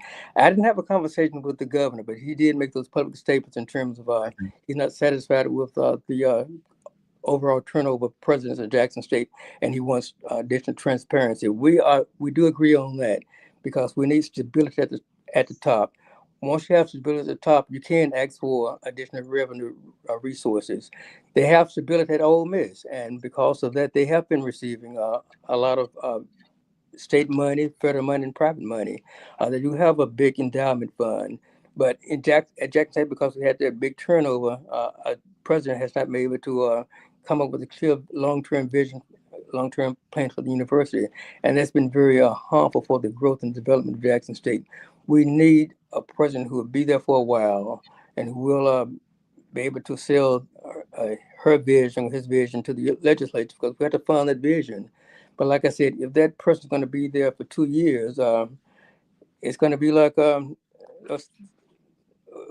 folks won't know that person won't be familiar with the vision that person had. That's why it's very important to have stability at the top, so we can understand that vision and work to implement the vision. It's going to take more than 2 years to implement any plan, any vision, long-term vision. So that's why it's important to have strong leadership at the top, strong, credible leadership at the top that the legislature and private partners can work with in terms of helping develop Jackson State to its full potential, because Jackson State has not seen its full potential yet, but it can. It's in a prime location, a prime draw in Central Mississippi. All we need is the resources, the programs, and the financial backing of the legislature and others to recognize that potential we have at Jackson State. It can be the #1 institution in the state of Mississippi, and for some reason, some don't want them to do that. Senator Frazier, man, I want to be very mindful of your time. I'm gonna go ahead and kind of curtail it. One quick question, and then we'll ask a sports question. I do see a question in the chat that I know you had a hand in some of the conversations surrounding Jackson State having a new stadium. I know there was some dialogue about where to put the stadium. I don't even know where we are with that or any of that type stuff anymore, even if there's even a stadium conversation going on anymore. But I think the question was why was JSU not permitted a new stadium when the study for the stadium said the best location would be on campus in 2021? If you want to speak to that, that'll be something that you can speak to. Right. We had a chance to address that. The legislature was going to allocate $40 million to build Jackson State a stadium away from its current site. But that did not come to pass because we were not united in terms of location of the new stadium, and also the size of the new stadium. So it didn't go very far. And also another factor to consider is that leadership changed while that discussion was going on, because leadership changed that did not necessarily become the top priority of the next person who was in charge. But in terms of what we're doing right now, we're committed to making sure that we make the necessary repairs on that stadium while this conversation is going on. We can't let that stadium further deteriorate because it's against the health and safety of the fans. They deserve a first-class stadium. So while they're being debated, we are going to find the resources to make those improvements. I've been in close contact with our chairman of the Appropriations Committee. We had a chance to visit the stadium, look at some of the real needs out there. But like I said, since we don't have long-term leadership at this point, we're going to do our best to make sure that we make improvements at the existing stadium. And you have a lot of our Jacksonians who want to stay at that particular location because of the history of the vet. And we want to make sure that while we're at the vet, that it's going to be a safe place to play and a very attractive place to play. And once we do that, we hope to attract some of those all-star games back to the stadium in Mississippi at the vet. Brother Ken, I just want to jump in and just say, go ahead. I got so much I can say about that, but go ahead. Yeah, I just want to say that I hope that people in the chat and people who watch this later will pick up what Senator Frazier is saying. And there's two particular things. When he talked about him being on the committee and he established a subcommittee that stayed united, that's important because if we're talking about whomever we want as a proper president, we've talked about this on this channel before, it's important that the stakeholders of Jackson State, we need to mention who those stakeholders are: students, faculty, Senate, administrators, community folk. And if the stakeholders, if the president of the Faculty Senate is not talking to the president of the National Alumni, then Senator Frazier and the people on the Hill don't have the backing that they need to go to war. And so until our 5 stakeholders, right, alumni, students, faculty, Senate, community, administrators, but if the president, let me say it again, if the president of the faculty senate and the president of the National Alumni Association are not talking, are not meeting, are not strategizing together, then we're sending Senator Frazier and the others up there without the backing they need, which also correlates to the stadium. Because we can talk about a stadium, but then you get tired of Ken and Brother TD talking and talking about purchasing season tickets and talking about filling the stadium, and then want to be mad when the state of Mississippi wants to give you a 15,000 seat stadium and wonder why. It's because we're not doing what we need to do to give Senator Frazier and others the power that they need. Senator Frazier can't go up there and ask for a $40,000, $50,000 seat stadium if we not selling season tickets. And we not, now to our credit, we are still leading the FCS, but that's part of that unity. Season tickets is a political act. It is not just an entertainment act.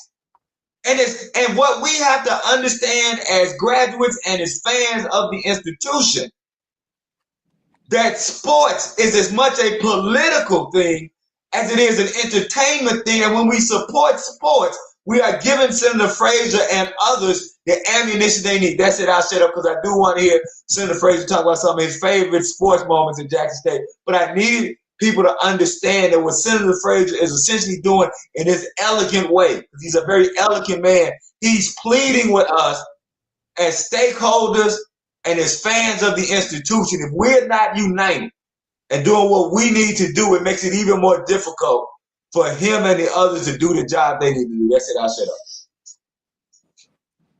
That's a very good point. We're going to have a united front in terms of approaching the legislature for additional resources, because once we're united, it's very hard to deny that request. But like I said, if you have one group coming to the legislature saying we want this, another group saying that we want something different, you're not going to get anything, to be frank with you, because we're confused in terms of what you want. But right. And united, the different stakeholders being together is going to make a big difference in terms of getting resources and also growing our institution that we love so dearly. That's very important. And like I said, we have been receiving different suggestions here and there, but like I said, some have been great suggestions, but like I said, they have not had the full support of the entire family. And so that's been a real challenge in terms of getting resources when you're going to have a united front behind what we're trying to do on the campus. But like I said, it goes back to the president. If Yes. President every 2 years, how can the person speak to the future in terms of what we need to be what we should have in terms of going forward? And so that's been one of our downfalls. I don't know if it's been by design or what, but it's been hurting the growth and the development of Jackson State University, because that leadership change every 2 years, it's just been very devastating to the growth and development and recruiting of students at Jackson State. But that's going to have to change, and it has to change for the board in terms of giving us a president that we can have confidence that that person will be there for a while and will be representing Jackson State University in terms of our growth and development and the future Tigers we're trying to attract. It's very important. Wow. So much. We're going to get you out of here. Brother C. Lee talked about some of your most fondest sports moments. I know this is a sports show. You got to have. I know we Celebration Bowl champs. We 3 weeks away from some, kicking off football season. The season that we, started a repeat. There you go. That's right. Like that. We repeating Celebration Bowl champs. I know you'll be present for the Hampton game. It's going to be hot out there, but let's get your thoughts. Let's give you an opportunity to speak on the state of the sports at Jackson State, which is very healthy. Shout out to A.D. Robinson and administration. That's one thing that we got right now. That's working for us is athletics. So, give us your thoughts. And you know, the legislature loves sports. When we win on the field, it's going to mean additional resources going to Jackson State. But I'm very proud of our coach T.C. Taylor, who was my wife's student assistant when she worked on campus. So I'm very familiar with him. So she loves her some T.C. Taylor. Yeah. Yeah, and she loves TD and Ken too because y'all are very special. And also, one of my favorite games that I witnessed was that game between Southern and Jackson State, Southern Baton Rouge, when KC-1400 was the quarterback. Woo, 2002 game. Back and forth. That was the game of the century. Yes, sir. Game of the century. I don't think I've ever been to a game that had my heart rate racing like that.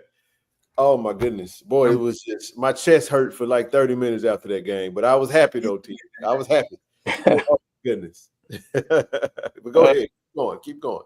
Yeah, and I do remember our favorite player, Walter Payton, Sweet, playing in the stadium. In fact, I drafted the first resolution commending him when he was a student at Jackson State. I do have a signed copy of the resolution in my office because of before he became a pro. So we do appreciate him for that. We had great moments in terms of producing players. Dr. Doom, Robert Zill, all of them. I just remember our different coaches, Deborah C. Gordon, Will Cut Gordon. He was very special because he coached the person. He wanted to make sure that the person would not only be a good football player, but also be a very good person. So he had a great influence on our people. Big Daddy Carson. It was his gruffy voice. I enjoyed watching him go up and down the sidelines doing what he was doing. And also, I hated to see him lose a lot of his assistants, but that spoke well of Jackson State because they had quality coaches on campus that other schools wanted, and they did get them. But Jackson State is near and dear, and I love all sports. I love women basketball. We have seats behind that bench, and yes. So we enjoy that. We enjoy that. So Jackson State is near and dear to us because Jackson State is responsible for what we're doing today. Wow. Well, Senator Frazier, before you go, I do have to give a shout out to Miss Frazier. Yes. Because although the Mark Walker Alexander Center is doing the heavy lifting on Gibbs and Green, Mrs. Jean Frazier for years was doing the heavy lifting on the remembrance of Gibbs and Green. I think that people should know that her and Dr. Gene Youngblood, Jane Young, Jughead, Dr. Gene Young, and Mrs. Jean Frazier were doing that heavy lifting, keeping the memory alive before the center under Dr. Robin Lucky. So I always have to give her shout out for keeping that alive. We appreciate that because she worked very hard in keeping that dream alive. She worked very hard when she was on campus. She worked hard after she retired because she wanted to make sure that we don't forget what happened on that night. So she deserves a lot of credit for keeping that dream alive at Jackson State. And I appreciate her for that. I heard you slip that Ken and TD in there. I'm truly humbled by that. Again, we just come on here. It's a labor of love. We just, it's still every now and again, I kind of got to pinch myself because it just, we just feel like we're just hanging out, talking sports and doing what we do. We was on the track the other day. I told everybody we in fall camp trying to get ready for this hot fall for football season. TD said we in life camp. So that's kind of what it is. And it just speaks to, I'm never, too high or too low. I'm just always humble for the calling and the seat that we sit in, and we do the work to come on 3 nights a week to entertain our fans and supporters, and it yielded us an opportunity to sit down with you, and for that I'm fairly grateful for that. And I know this has been a treat for me. This is a shorter version. I know we could literally sit down for hours and go in depth with a lot of different ways. I'll just say thank you as we get ready to let you jump off and let TD and Brother Seeley say that bid farewell as well. Yes, sir, Brother Frazier. I mean, to echo what Ken said, to hear you slide our names in there and to know our name is an honor. You know, when you first, you and your wife first approached me at the basketball game, I mean, I felt like a kid, you know, eating a star. And the conversation that you gave, you know, didn't make me feel no smaller. Anything made me feel wanted, you know, and appreciated. You complimented the show, the fans on the show, and everything, and things that you said let me know that you are tuned in, you know, to the show. So again, thank you so much. Thank you and your wife so much. You know, for making, you know, me feel that the work that we do on this show is appreciated amongst the masses. We thank Tiger Nation, and this has been a treat for me also. I am so honored that you took the time to join us. We definitely again congratulate you on your award. Again, I am still at awe with your knowledge and the history that you have and that you told, and you hadn't missed a beat. So I hope God continue to bless you and for you to continue to do what you're doing, because you have made great history in the great strides. And we hope that you continue to be blessed, you and your family. Thank you so much, sir, for joining us. And shout out to Brother C. Lee as well, you know, for the things that he do and the history that he brings here. So we appreciate you guys so much. I thank you again. Very humble, Mr. Frazier. Be safe and enjoy yourself on your trip. Thank you. It's a working trip, by the way. Oh, no, he's working, man. Putting that work in, man. I'm glad he said that, because I'm gonna end it like this. I'm gonna end it just like this. Not only is Senator Frazier in Massachusetts, not only is Senator Frazier in DC when he needs to be, not only is Senator Frazier at the Capitol, Brother Ken and Brother TD, I've seen Senator Frazier at churches in his district that ain't got no air. I seen Senator Frazier at morning breakfast caucuses. I seen Senator Frazier at holes in the walls. Anywhere his constituents ask Senator Frazier to come, this is a man who has never lost connection and step with his voters. And my question is, if Senator Frazier is not your senator, then you need to ask the people for whom you vote. If Senator Frazier, who for 46 years has not slowed down, for 46 years has not stopped going to those churches and those holes in the walls and all those places so he can listen and hear and talk, you need to ask the people for whom you vote in your district, how come you are not as accountable as Senator Frazier? And maybe they should go do some of those trainings with Senator Frazier. So for that, Senator Frazier, we thank you. I thank you for working with my father all those years and all the work that y'all did together. And that's it. I'll shut up. You deserve your flowers, sir. You definitely deserve your flowers. I hope they smell good to you. Thank you for allowing me to serve. It's been a pleasure serving our people. I'm serving because of you all. Without you all, there would be no Hillman Frazier. So thank you for letting me serve. And I also thank my family, because they've been with me every step of the way. My wife, my children, my sisters, all of my family members, they've been very strong supporters, and they have made a difference. They made it easier to serve because I have their support. I see Jude just put that you watch the show every single time. Like if that's I want to be in the know. I want to be in the know, and this is a show where you find out the information. Yeah, that's right. That's right. And we gonna get into some more camp talk. I'll make it to practice in the morning. Once I make it to camp, and then we'll have Friday. Thursday and Friday, we got a scrimmage coming up. I think I'll get a chance to. It ain't open to the public, so don't ask me. But we'll definitely come on and talk about it. What we see for what we can share.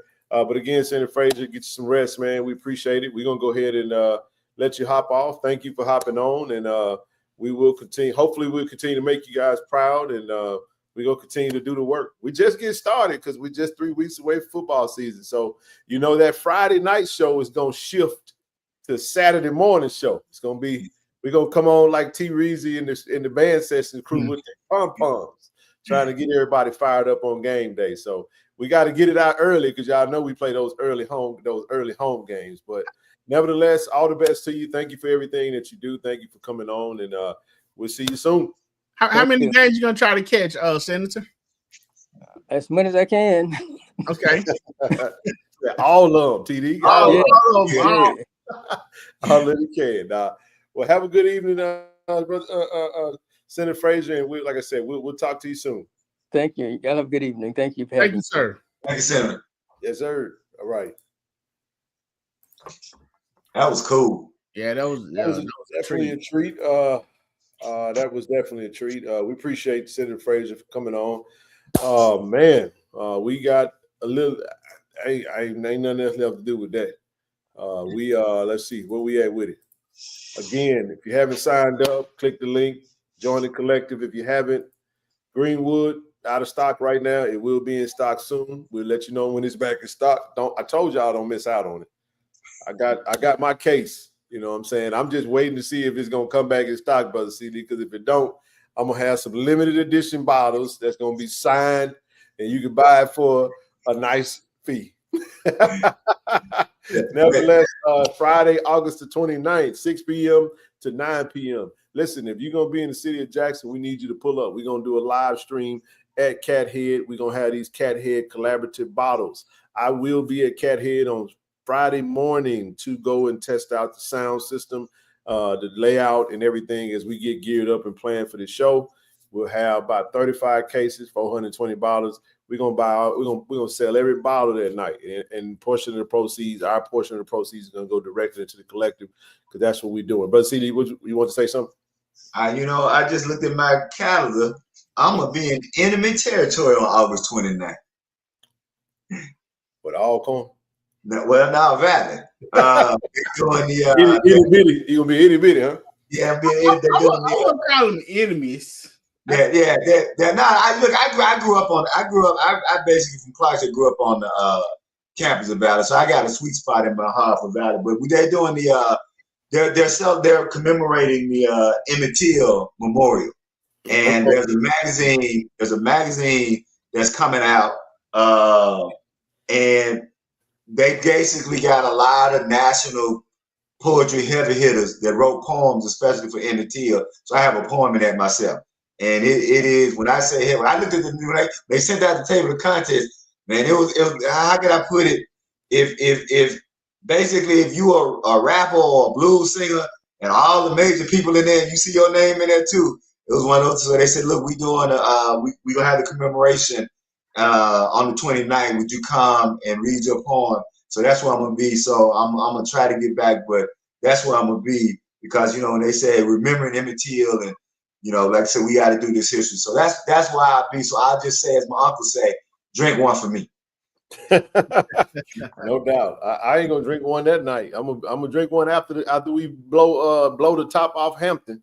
But no drinks on Friday night for me. Now listen, we are gonna have them Tiger lemon drops on special now. So y'all come on, do what y'all do. I said what I'm gonna do. I'm gonna stay away from that liquor until Saturday after we win. And then I'll get me a sip. But other than that, no, man, it's going to be a great time. Looking forward to it. And as we stated, man, these guys are in the heart of camp. They battling it out. This team is they started, TD said last show, the carts, what do you call it? The different, what do you call it? The train, what you call it? Voltron, man. No, it's what is it? It ain't the cart, is it? The containers. You know how you had them did all them different containers connected on the train. All the containers are connected. You see that? You see that wheel? That thing starting. It's starting to. The smoke starting to come from the top of the. It's getting hey, Brother Seeley, it's like this now.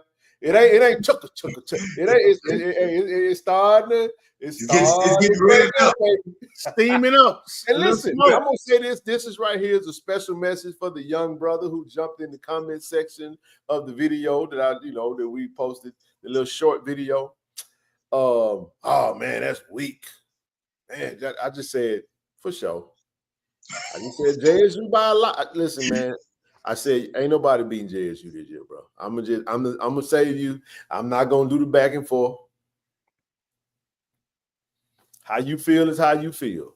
Let me tell y'all something. The polls can't help you. You can make Jack say, listen, none of these polls are gonna help you. When you line up, I saw somebody talking. Look, now let me say this too. I'm gonna say that we got about 8 minutes before we get up out of here. We have a new beat writer with the Clarion Ledger. My mistake. I think her name is I think her name is Tia, if I'm not mistaken. First of all, I just want to say, Tia, welcome to Jackson, Mississippi. She did a report, TD, and she ranked Jackson State's toughest games this season. And my goodness, man, she's ranked Southern as our toughest game. And I was like, oh my goodness. Baton Rouge? Yeah, Baton Rouge. So one of our good brethren, Tremail, I saw him on Twitter. On Facebook. Oh, they thinking about it. We can tell what's on their mind. So look, first of all, no, sir, we ain't gonna do this. Clarion Ledger don't speak for us. If it ain't coming from Tiger Talk or coming from this KC-1400, look, we ain't worried about none of that. But I'm saying, how you she ranked Southern as our toughest game and had like USM like number 5. I was like, yeah. Whew. Man. So I did my own ranking, number one. I said Southern might be 5th on the list.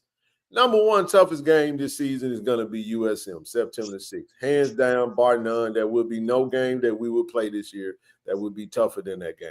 Trust me when I tell you guys that. The number 2 toughest game, I'm going to say it right now, is going to be FAMU, November the 1st. It's my opinion, and I'm sticking to it. Why, Ken, is FAMU going to be the second toughest game? Because we are going to be flying from Las Vegas, Nevada on the 23rd, 24th weekend, go home, and then we're going to head over to Tallahassee right after that. So it's a funky little travel thing going on with ain't no lodging in Tallahassee. So I think they said Florida State's homecoming or something. So just places to stay, it ain't plentiful, which may result in the team having to stay a little further than where they're going to be playing, which means that TD? It's going to have to be a commute on the day of, potentially, something to that effect. Then it's a 7 p.m. kickoff on the Eastern Standard Time, which is later than what we normally play. You get where I'm going with this? And it's late in the season. So a lot of football going to been played then, and that game has historically shaped the outcome of the East, and it has shaped the outcome of the HBCU national champion, right? So my point is, because of those little things, and it's a budding rivalry, that's number 2 toughest game. Number 3, Grambling in Vegas. Somebody say, nah, we ain't at the hole. It don't matter. We lost. We got our assets rearranged in the hole last year. EA, I'm gonna say this to you again, EA. We are going to monkey stomp y'all, okay? I didn't say we were going to lose. I said it's gonna be I'm ranking our toughest games. We are gonna smoke y'all in Bragg, bro. I'm just telling y'all that now. I want y'all to clip it out and save it. And we're gonna revisit it, EA. And I'm gonna go, look, TD, we're gonna go live with EA standing in between us, and EA gonna have to tell us, we'll figure out what he gotta say on the video when we go live. I'm just telling you, y'all ain't gotta snow. Don't worry about that. Now, I said Grambling because we gotta go way to the West Coast and play on a different time zone against a team that we lost to last year. And this particular game is a conference game this year. Last year, it didn't count against our conference record. Number 4, Alabama State, homecoming in Jackson, Mississippi. Revenge. We lost homecoming 2 years ago versus Alabama State. And I'm telling y'all the reason why I say that is because of the time zone, because I fly different time zones all the time, and it can't alter. Mm-hmm. You get what I'm saying? So Alabama State, tough game, homecoming. We ain't losing no homecoming to Alabama State, but it was then you get to number 5, Southern. Everybody else really don't really matter because everybody else gonna be easy peasy. You follow what I'm saying? No, I mean that. Ain't no disrespect. I get it. It's gonna be a bloodbath, man. Tuskegee, come on, dog. Hampton, first game of the season. Ilbina University. What? Wait, here's the thing here, Cole kid. Cookman. If we lose in them games, we ain't who we think we is. That's all I'm saying. There's no disrespect to the school, but we're the standard right now. The standard is the standard. It's that simple. So all I'm saying is I get what she was trying to do based off the magnitude of the game, but I could tell she's a newcomer and she ain't been around long. Because we gonna win 7. It's gonna be 7 in a row versus Southern on the 27th. I mean, but the word is which will tie our previous record. People act like this new to us. We've beaten them 7 times in a row before. So this won't be the first time we've ever beat Southern. From 1977 to 1983, we beat them 7 times in a row. So this won't be the first time we beat them 7 times in a row. That's it. Here's what I'm gonna say about that half man, half amazing about the running back. We got 8 of them that our defense got to prepare. We got plenty of running backs that got all kind of skill. We'll be ready for them. Don't worry about that. And then he ain't running behind no LSU offensive line. That's all I'm gonna say. I ain't worried about no 5'7" running back that's running behind a subpar offensive line. Just not worried about it. I mean, but Ken, here's the thing with the SWAC as a whole for a standard, Brother C. Lee. Everybody's gotten bigger and better. Everybody got bigger and stronger. That was, you know what I'm saying? That was the standard. Now it's their standard. And so everybody seemed to have met that level of TD Jackson State chasing Jackson State. I know. I know. I know it. My bad. Hey, brother TD. TD, we looked at what we did and we was like, gotta be better. Hey, brother TD. This may upset all of my colleagues, my former colleagues in the English department. You're exactly right. But the problem for them is we done got bigger and stronger. And they get bigger and stronger if they want to. Bigger and stronger. It's different over here, man. It's different over here. I'm just telling y'all, it's different over here, man. And I think that's the part that they forget. You know what I'm saying? When we were here, they acting like we just stayed there. Yeah. Oh, they chasing last year. Man, we chasing something that don't exist. We chasing legacy. There you go. We are trailblazers, building on tradition, and we blazing a new trail. So while y'all we done gave y'all a pathway. While y'all going through the pathway we done carved, man, we up there slicing and dicing. What you cut doing that thing? You go through the little woods. We weed whacking, man. We carving out a path out the cornfield, bro. We done carved out a path. Man, I forgot about that sling blade. That sling blade, boy, that sling blade ain't no joke, TD. That's why my daddy had 4 arms like Brutus. That sling blade, man. That's that old school. That's that old school country boy stuff right there, bro. We had that sling blade. We was out there picking blackberries, man. Hey, Ken, did you mention? Before we go before we go. We had some scouts today at practice. Yeah. Go ahead. Yeah. Did when we mentioned that. Now, from what I was told is that they will evaluating the seniors. Man, we got some all the players that are pretty much going to be entering the draft after this season. We got some really good talented players over there. You got Jeremiah Williams. You got Shamar Savage. You got Marvin Landy. Name came up quite a bit. DeAndre Towns Blue. Those are names that They got to get evaluations, man. Reed Pulliam, right? Right. John Brown. Let's see, who else we talking about?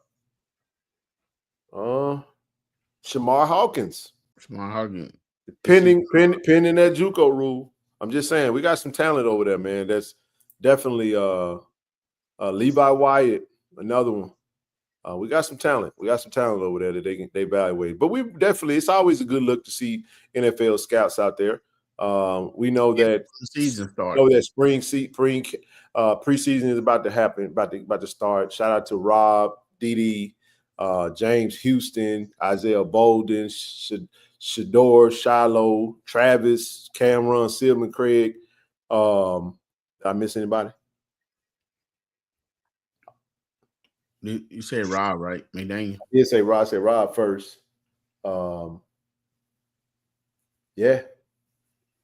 We got a nice little contingent of players in the league. What's so crazy, bro? We got all those players in the league, minus Rob.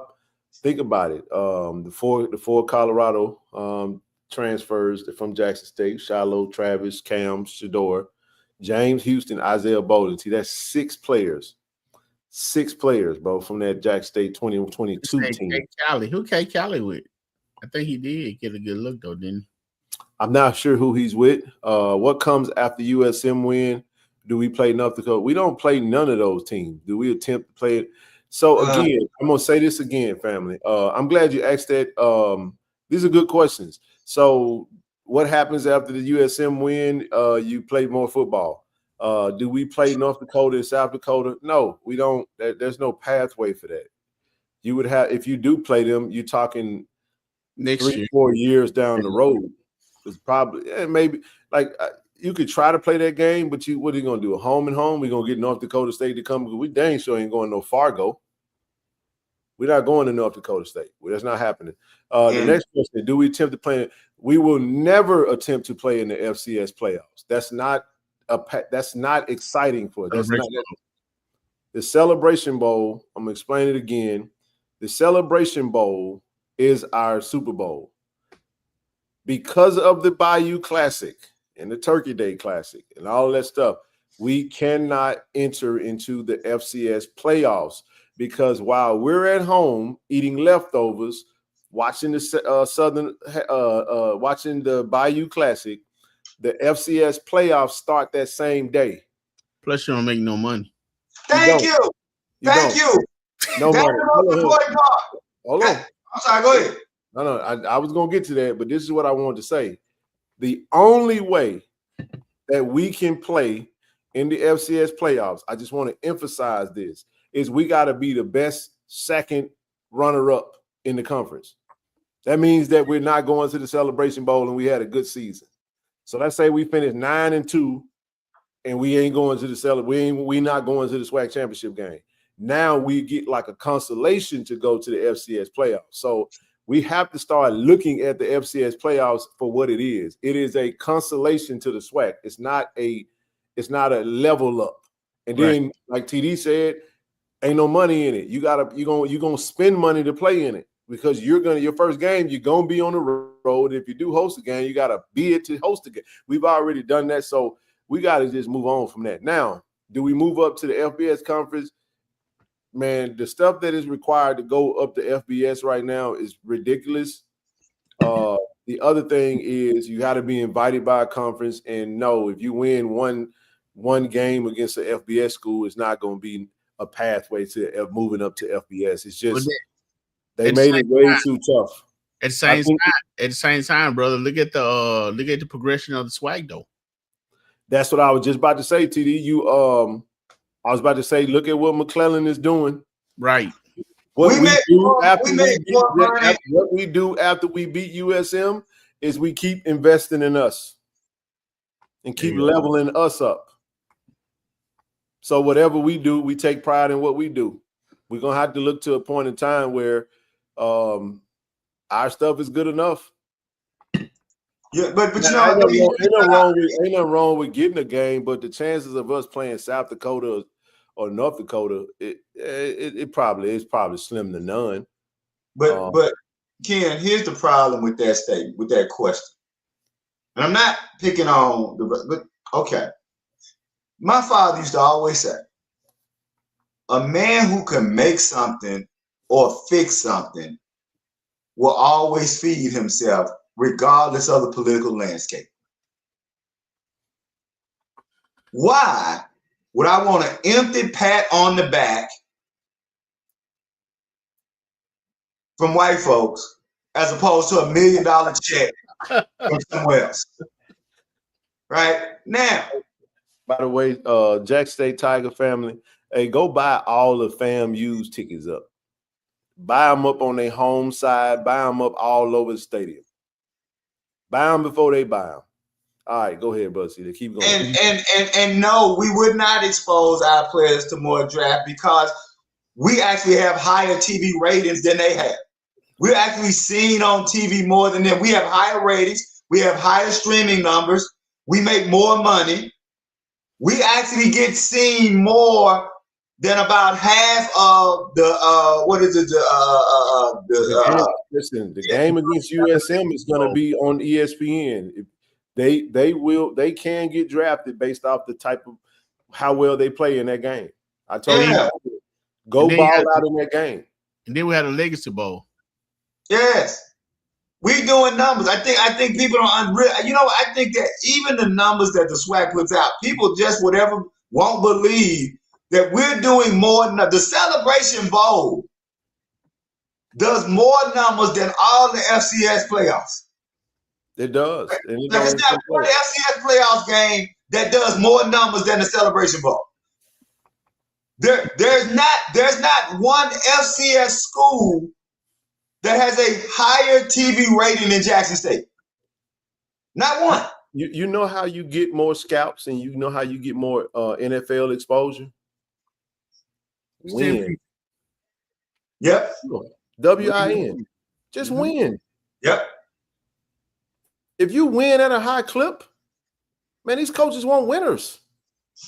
You got a winning program that's dominating. And look, all of our games are going to be televised this year, every last one of them. And SWAC TV is going to be valuable.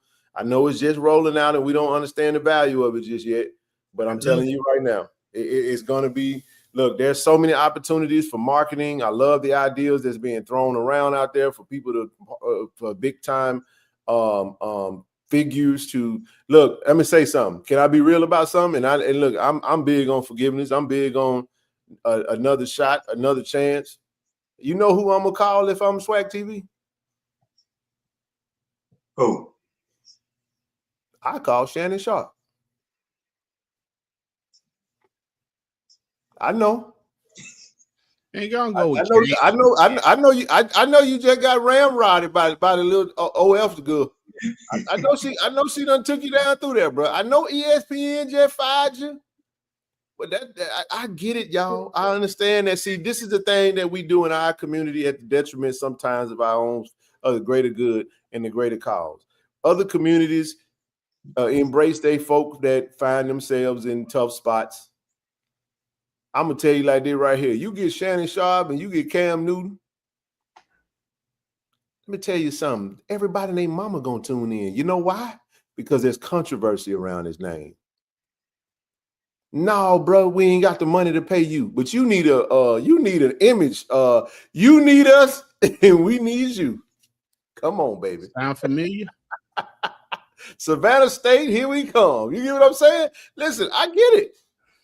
I said, no, I'm not saying I don't have nothing against Cam. I love Cam Newton, but everybody's already talking about Cam Newton. I said who I would call first, I would call Shannon Sharp. And I would say, hey, Shannon, hey, bro, they over there, they don't love you like that. You thought they loved you, didn't it? We still got love for you, big bro. Man, if Shannon Sharp get on TVs to this day, listen, just because that man going through his personal stuff don't mean that if he got on TV and started talking football, TV people ain't going to watch. The ratings of First Take done went down already because when Shannon Sharp ain't on that screen, it's not interesting. They fired him. I get it, but that dude is just, he's different when it comes to a draw. He's a draw. He's a draw. Let me ask you this, bro.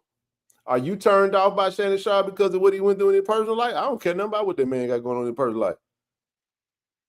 It ain't bother me none. I do feel like I say, man, you blew a bag. Your ESPN contract ain't got nothing to do with me. I'm talking about the SWAC though, the SWAC TV that just rolled out, the SWAC TV that should be. I'm not saying what Commissioner McClellan and them doing or not doing, but I'm just saying they should be thinking big picture, trying to see if there's an opportunity. Go ahead. Well, I mean, I'm not gonna put much emphasis on it. Like well, it was just a thought. No. I was just about to say his personal life doesn't bother me one bit. I didn't catch. I didn't want to run one route to catch one ball, one touchdown for the Broncos. I had the 2 Super Bowls, bro. I didn't even think about the Bronco connect. To get that connection, I had that. I'm a little more touched about the support of the situation. You know what I'm saying, at hand.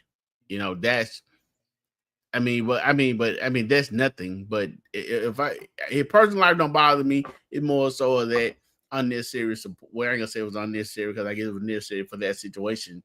But the downplay, when all the chaos was going on. I see what you're saying.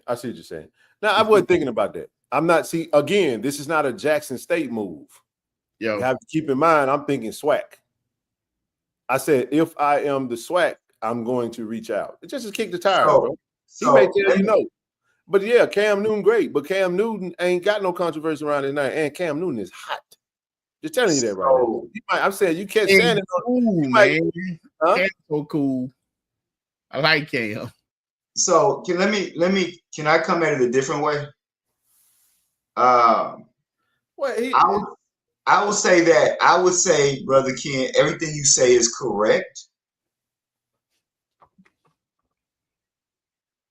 Let me say it again. Everything you say is correct. Wait a minute. Somebody said it was a sexual assault. Hold on. He got a sexual assault case? Who? Shannon Sharp. I don't know about that. I say consenting adults. What you about to say, Brother C. Lee? It wasn't. No, I get it. Okay. She did. That is how she. I think that is the way she took the civil approach or something to that effect. But no, it was proven. Actually, when he put his statement out there, that it was no sexual assault case. That's actually not true. He disproved that. Oh, he didn't. Yeah, the lawsuit there, it was false. It wasn't. So again, this is what I'm saying. He's not guilty of that. Just because it was out there, that was what was used. Again, I followed the case thoroughly. I trust me. I know what she was trying to do, and it was in his best interest to settle it so he can move on with his life. That's why when you don't put yourself in those particular situations, you would think they wouldn't put themselves in that situation because you can get hog-tied into a lawsuit, whether good or not good, right? I understand the case, and again, I stand by what I just said. If I'm the SWAC, if I wanted to take a big swing at it while somebody was there, you got a big figure, why not kick the tires on it, But I'm not gonna. We got to be careful with saying that somebody is guilty of something that wasn't proven. I still believe in innocent till proven guilty. And I don't think that a civil lawsuit settlement, it means guilt. It don't. Okay. So I'm gonna leave that alone, but go ahead. Okay. So yeah. So my position has nothing to do with the person. I'm sorry. I didn't mean to go down the Shannon Sharp road. I just kind of threw a name there. I didn't expect it to go this far. But go ahead. No, but I do want to say this and I want to be clear. I'm about to make an artistic statement, not his personal stuff statement. I'm not a fan. I'm probably going to upset a lot of people in the chat. I'm not a fan of reality TV and anything that reminds me of reality TV. So I'm not a fan of Shannon Sharp's show because it reminds me of reality TV. And so my question is, if I'm the SWAC and I'm trying to build a reputable sports brand, do I want to connect my reputable sports brand? They wouldn't. With a reality TV type of circus. Now, I want to be clear. If you're talking numbers, you win the argument, Brother King. If we just talking numbers, we're talking about raw data, then you bring in the Shannon Sharp and the Cam Newtons. For me, I just recall from anything that reminds me of reality TV, and I'll give you an example. As an artist, I used to have artistic, like I'm an artist. I'm a poet and a short story writer. I used to have high artistic respect for Cat Williams. Okay. Once Cat Williams had that interview with Shannon Sharp, I lost all artistic respect. I don't know the man personally. I'm talking about how you present your art. And so for me, I'm just wondering if you're trying as the swag to build a reputable sports brand, do you want to hitch your wagon to something that is as much about reality TV and dysfunctionality as it is about X's and O's? That would be my question. That's it. I'll say that. It wouldn't. I like what Brother EA said earlier. We're not gonna have nobody that's gonna make a big swing at nothing like that. It was just a wild. It was really just for dialogue purposes. So I don't want to go down the rabbit hole of morality when it comes to Shannon's case. I don't really give a damn, man. I don't. Right. I was just making a point that the SWAC has value, man, that they could market and sell to a figure to bring in marketing dollars. That's really what I'm after. Right. Right. Is that person someone that's not famous? We don't know. Possibly an upcoming star. Hell, they could put me and TD on there for a show. We'll do some numbers. We ain't gonna do no. We're not famous. The point that I'm making is that when you're talking about, all you need is a pretty co-host. Right.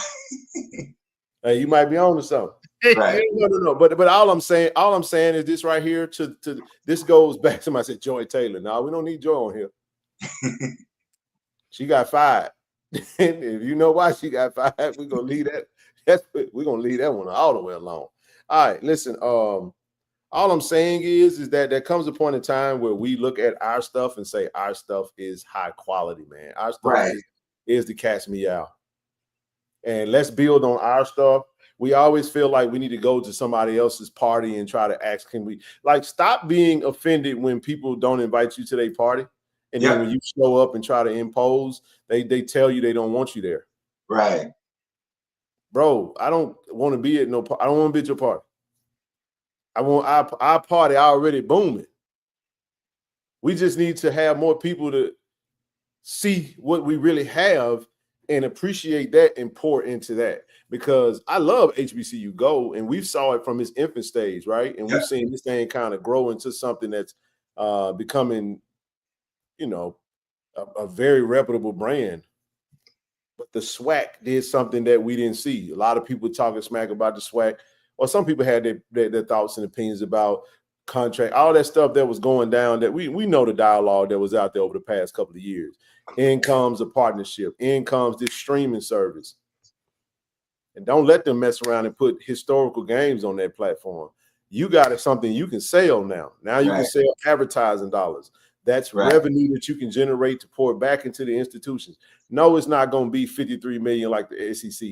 But if it's 500,000 a school, you tell me what school in the conference can use 500K. I don't know what that looks like. But what I'm saying is that we have value. And if you don't believe that there's value in the small market, just look at KC-1400. Right. And I'm saying that something that we're all a part of in one way or another. We made a major impact in a very small footprint. So the goal is to not go and try to lose the fabric of what you're doing.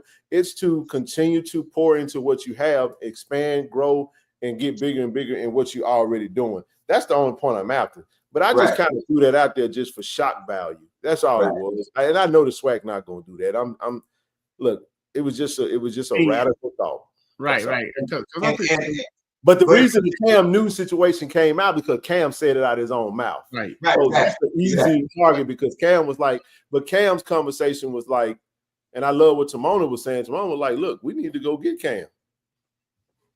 Shit, Cam talking about, Cam is talking about having an HBCU show. Come on, Swag. Hey, man, let's enter a partnership. So let's take Shannon Sharp out of the play. Let's talk about Cam Newton for a minute. Cam Newton with the Gilly the Kids coming, the little rah stuff that's going on. The Jalen Hurts commentary. Cam Newton might look. Let me tell you something.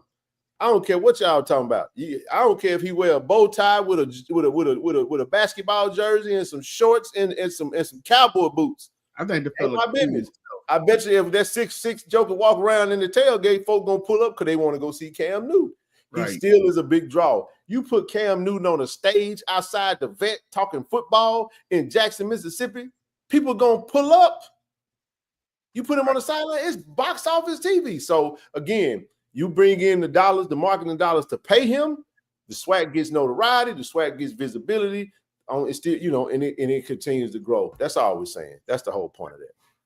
And I would just say, coming back to the whole respect what we have. Oh, this is a great idea. One thought. I'll give you a scenario. Swag picks a game of the week. Cam Newton takes one weekend out of the football season. He goes to that game, and they bring, if that school who's playing have creators that for each respectable university, those creators get to come up and be a part of that show, that live show, where those creators can talk about their university or their institution. You get what I'm saying? You pull up to I think they were saying that G-Ho sold out. North Carolina A&T homecoming stuff sold out in hours, right? That's what I was thinking when we were having that stadium talk. You get Jackson State a smaller stadium, I guarantee you we'll start selling more season tickets because the urgency gonna be down. If I don't get my ticket, we ain't gonna be able to go. But since they have a smaller stadium over there in Greensboro, they had to go ahead and as soon as them tickets went on sale, they bought them like that. I think they play in South Carolina State, if I'm not mistaken. So imagine this. Imagine that Cam Newton, I'm just using this as an example. Imagine they have a show where he pulls up to that game, Brother C. Lee, and he sits down, and he's the host of that show, and he sits Tuck or Kobe down, and then on one side, and then you take whoever does content for NCAT, and they get to come on for a segment, and they talk about their team, and he talk about their team, da-da-da-da-da-da-da-da. You see what I'm saying? I think that's a dope concept if it could ever be pulled off, but folks got to want to do that, though. They got to want to do it. That's all I got on that. No, I agree with you. I would just close with the real reason that Trump is an issue to us. Yep. Is because Black people don't own anything. So as long as people keep talking about the FCS playoffs and all these other things, Trump is only a threat to Black America because Black America never invested in self-ownership. When you own something, when you control something, you have less worry about the political landscape than people who have to constantly beg their oppressors for something.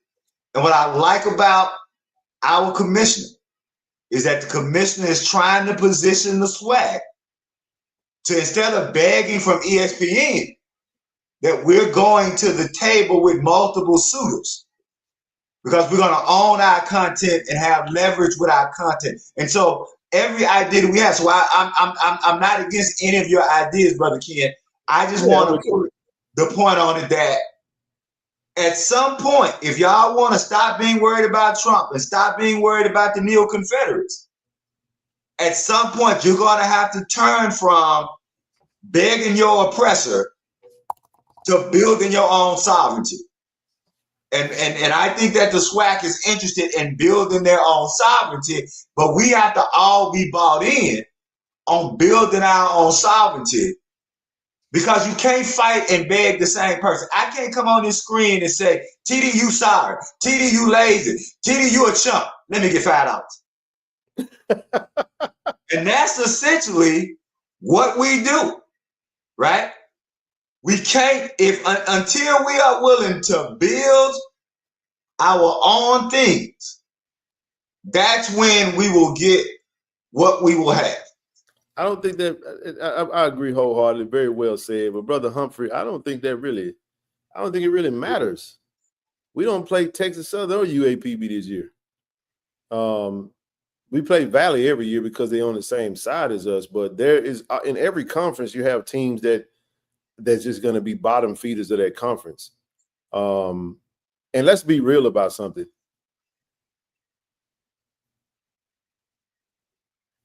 We got Hampton and Tuskegee, very respectable HBCU institutions on our schedule. Those going to be our two. Those two games and Bethune-Cookman going to be our two least attended games. Our three least attended games. I'll give you Hampton first game of the season, but the reality of the matter is that every game is not going to be the magnitude of Southern Jackson State. It's just not realistic. In the SEC, they got to go play Vanderbilt. Right. They got to go play Kentucky. Right. Whether they good or not, it's Kentucky. I know we want to see Texas play Alabama. We want to see Georgia versus LSU and Arkansas. You know, they're gonna play Mississippi State. You're gonna be Mississippi State, Kentucky. Yep. It's gonna be like that. So if you go to let's go to Conference USA. Who's in Conference USA that you're excited about? I can give you 5 tries. I can promise you're not gonna name a team that's exciting in Conference USA right now without Googling it. And that's the that's the thing about going to the Sun Belt. Why would we leave a profitable conference to go to a conference that's losing money? TD, you excited about South Alabama? No, I ain't excited about it. No, they That's got all a I'm good saying. team, Ain't South Alabama in the Sun Belt though? And they in the Sun Belt. I mean, they changed conference so much. I don't know. Liberty. Didn't we play them like 2016 or something like that? No. So Liberty, you're excited about playing Liberty? The point that I'm making is that where do you live at, Alan?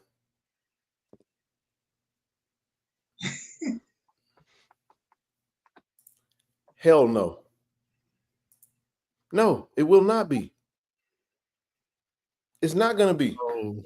ULM ain't a big draw in Monroe. Right. We had more fans than them. Did you not know that we went to ULM and took over their whole stadium? Brother, No. I'll do you one better. Brother Humphrey, do you know that the record for attendance at USM? Do you know who they were playing against? No, it wasn't us. It wasn't us. Who was it? It was Alcorn. Okay, that's right.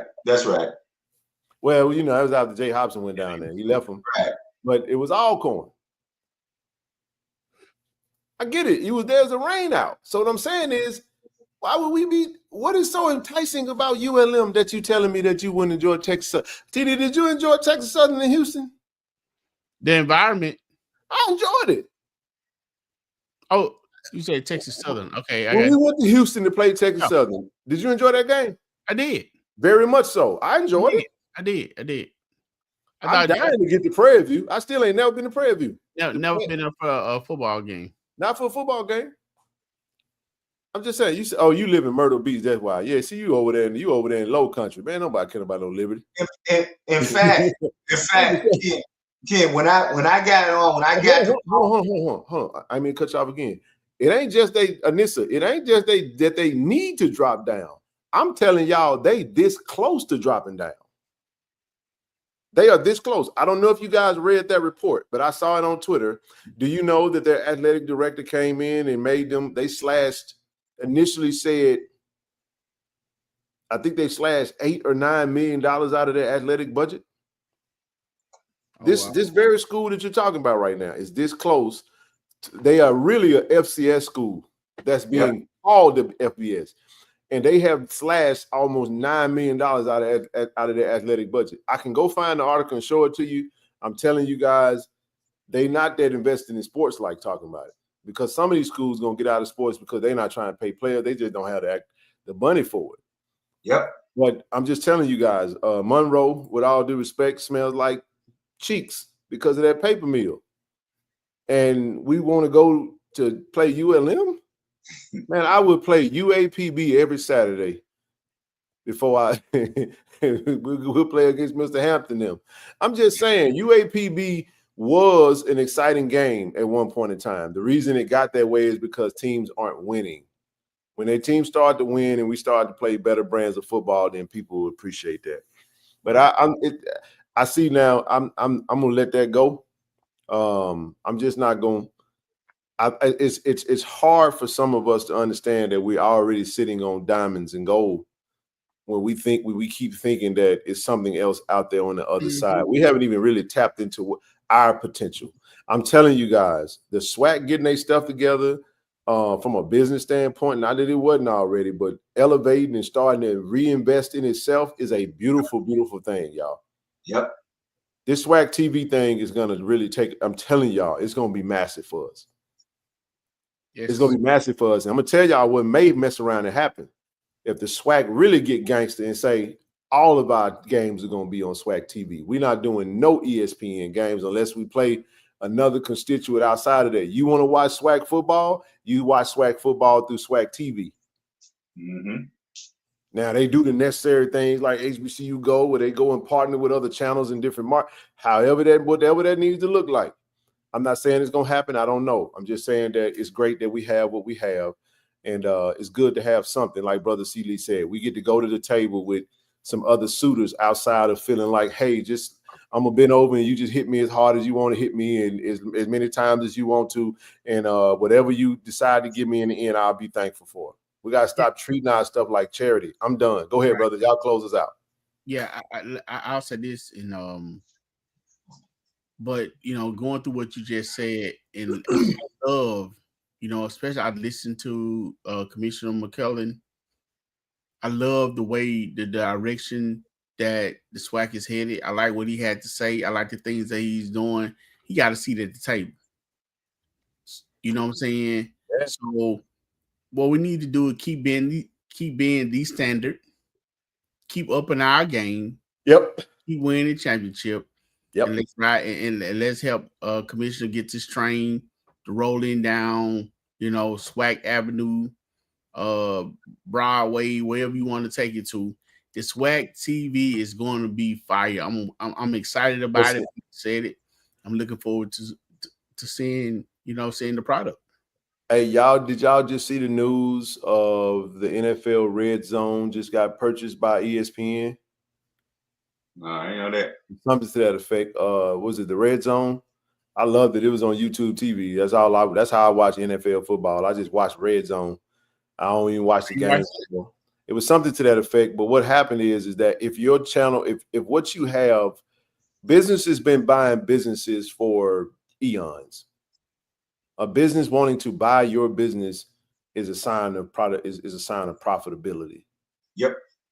All we got to do is continue to. It was the NFL Network and Red Zone. That's what it is. They bought the NFL Network and Red Zone. So think about that, y'all. Damn, the ESPN bought the NFL Network and Red Zone. That's crazy. They finna monopolize the NFL coverage now. Yep. That's a gangster move. So what am I saying? All right, SWAC, get your numbers up. Get your stuff up. So guess what? Somebody else could come along. I love the ideas that I'm seeing. Hell, they might come back and have Netflix might want to buy the SWAC. Now you're talking about putting millions of dollars in the pocket. Listen, man, if you can make millions of dollars per year for your streaming and for your product, man, do you know what kind of money that is? I'm just giving you a blank scenario. Let's say that they $12 million a year for 10 years, 120 million. And they want to I don't know, I'm just hypothetically speaking. If every school could get $1 million per year off of TV revenue, man, it would do wonders for our small budgets. That's all we got, man. Mailbox money. That's what I'm saying. SWAC TV on HBCU. Damn, you just HBO Max. We just getting a little side. I said, no, actually, Ken, they actually do live sports now. Oh, they do? Yeah, HBO do live sports. They've been doing live sports for a minute now. So Peacock, I saw Peacock, Hulu. We can go to Hulu. Yeah, they all do. Yeah, they all do live sports. Cause I bought that. I got that Disney, ESPN, Hulu package. So and then I threw in the HBO Max. So Yeah, so they do live sports. Brother Seeley said, man, I won't send a text message, but I'll give me a bundle. There you go. There you go. There you go. And you know what? And I'll say this last thing about the direction that wait a minute, Hulu gone? I got Hulu. I still got Hulu. What you mean? Hulu is part of Disney. It's been part of the Disney package. Yeah. That's already part of the package. That's my package. My package is Hulu, Disney Plus, ESPN Plus, and then I threw in HBO Max. Okay. So yeah. So that's my whoa. These football girls, hold time out. Come on, sis. What you on right now? You saying 2026 is going to be phased out? What? Where is it going? All right, y'all. I'm finna phase off this stream because I done had enough of this. Good night, everybody. I appreciate everybody for tuning in tonight. Again, we want to thank Senator Frazier for coming up, man. Disney Plus merge. Oh, it's gonna merge. It's gonna merge. All on Disney Plus. Okay. Yeah. So what you see happening is you see a lot of realignment. Yeah. And we finna get in the game, dog. Yeah, and all that means is if you like me, you got that package. Sometimes you have to log in on different things. Like if I'm away from home and I want to watch ESPN, I have to log into my Hulu and then log into my ESPN. Yep. But now that Disney is going to bring it in, you'll just have one login instead of having to log in 2 or 3 times. Good deal. But I'll say this last thing, brothers. You know, when I say I like the direction that the commissioner is taking the swag, I love it. Not only that, I love the level of players that we are receiving now. The sport, the game as a whole is getting better. You know, saying the rivalries are starting to heat up, and it's really starting to make for great, television, which are going to make that more exciting. So shout out to the swag as a whole, for doing the thing, man. The product on the field is even better. You know what I'm saying, Brother C. Lee? Yep. That's it. All right, everybody. Appreciate you guys, man. We'll see you guys back on Friday night. And we may bring up Coach Rob Ford. I think he just introduced the entire golf team.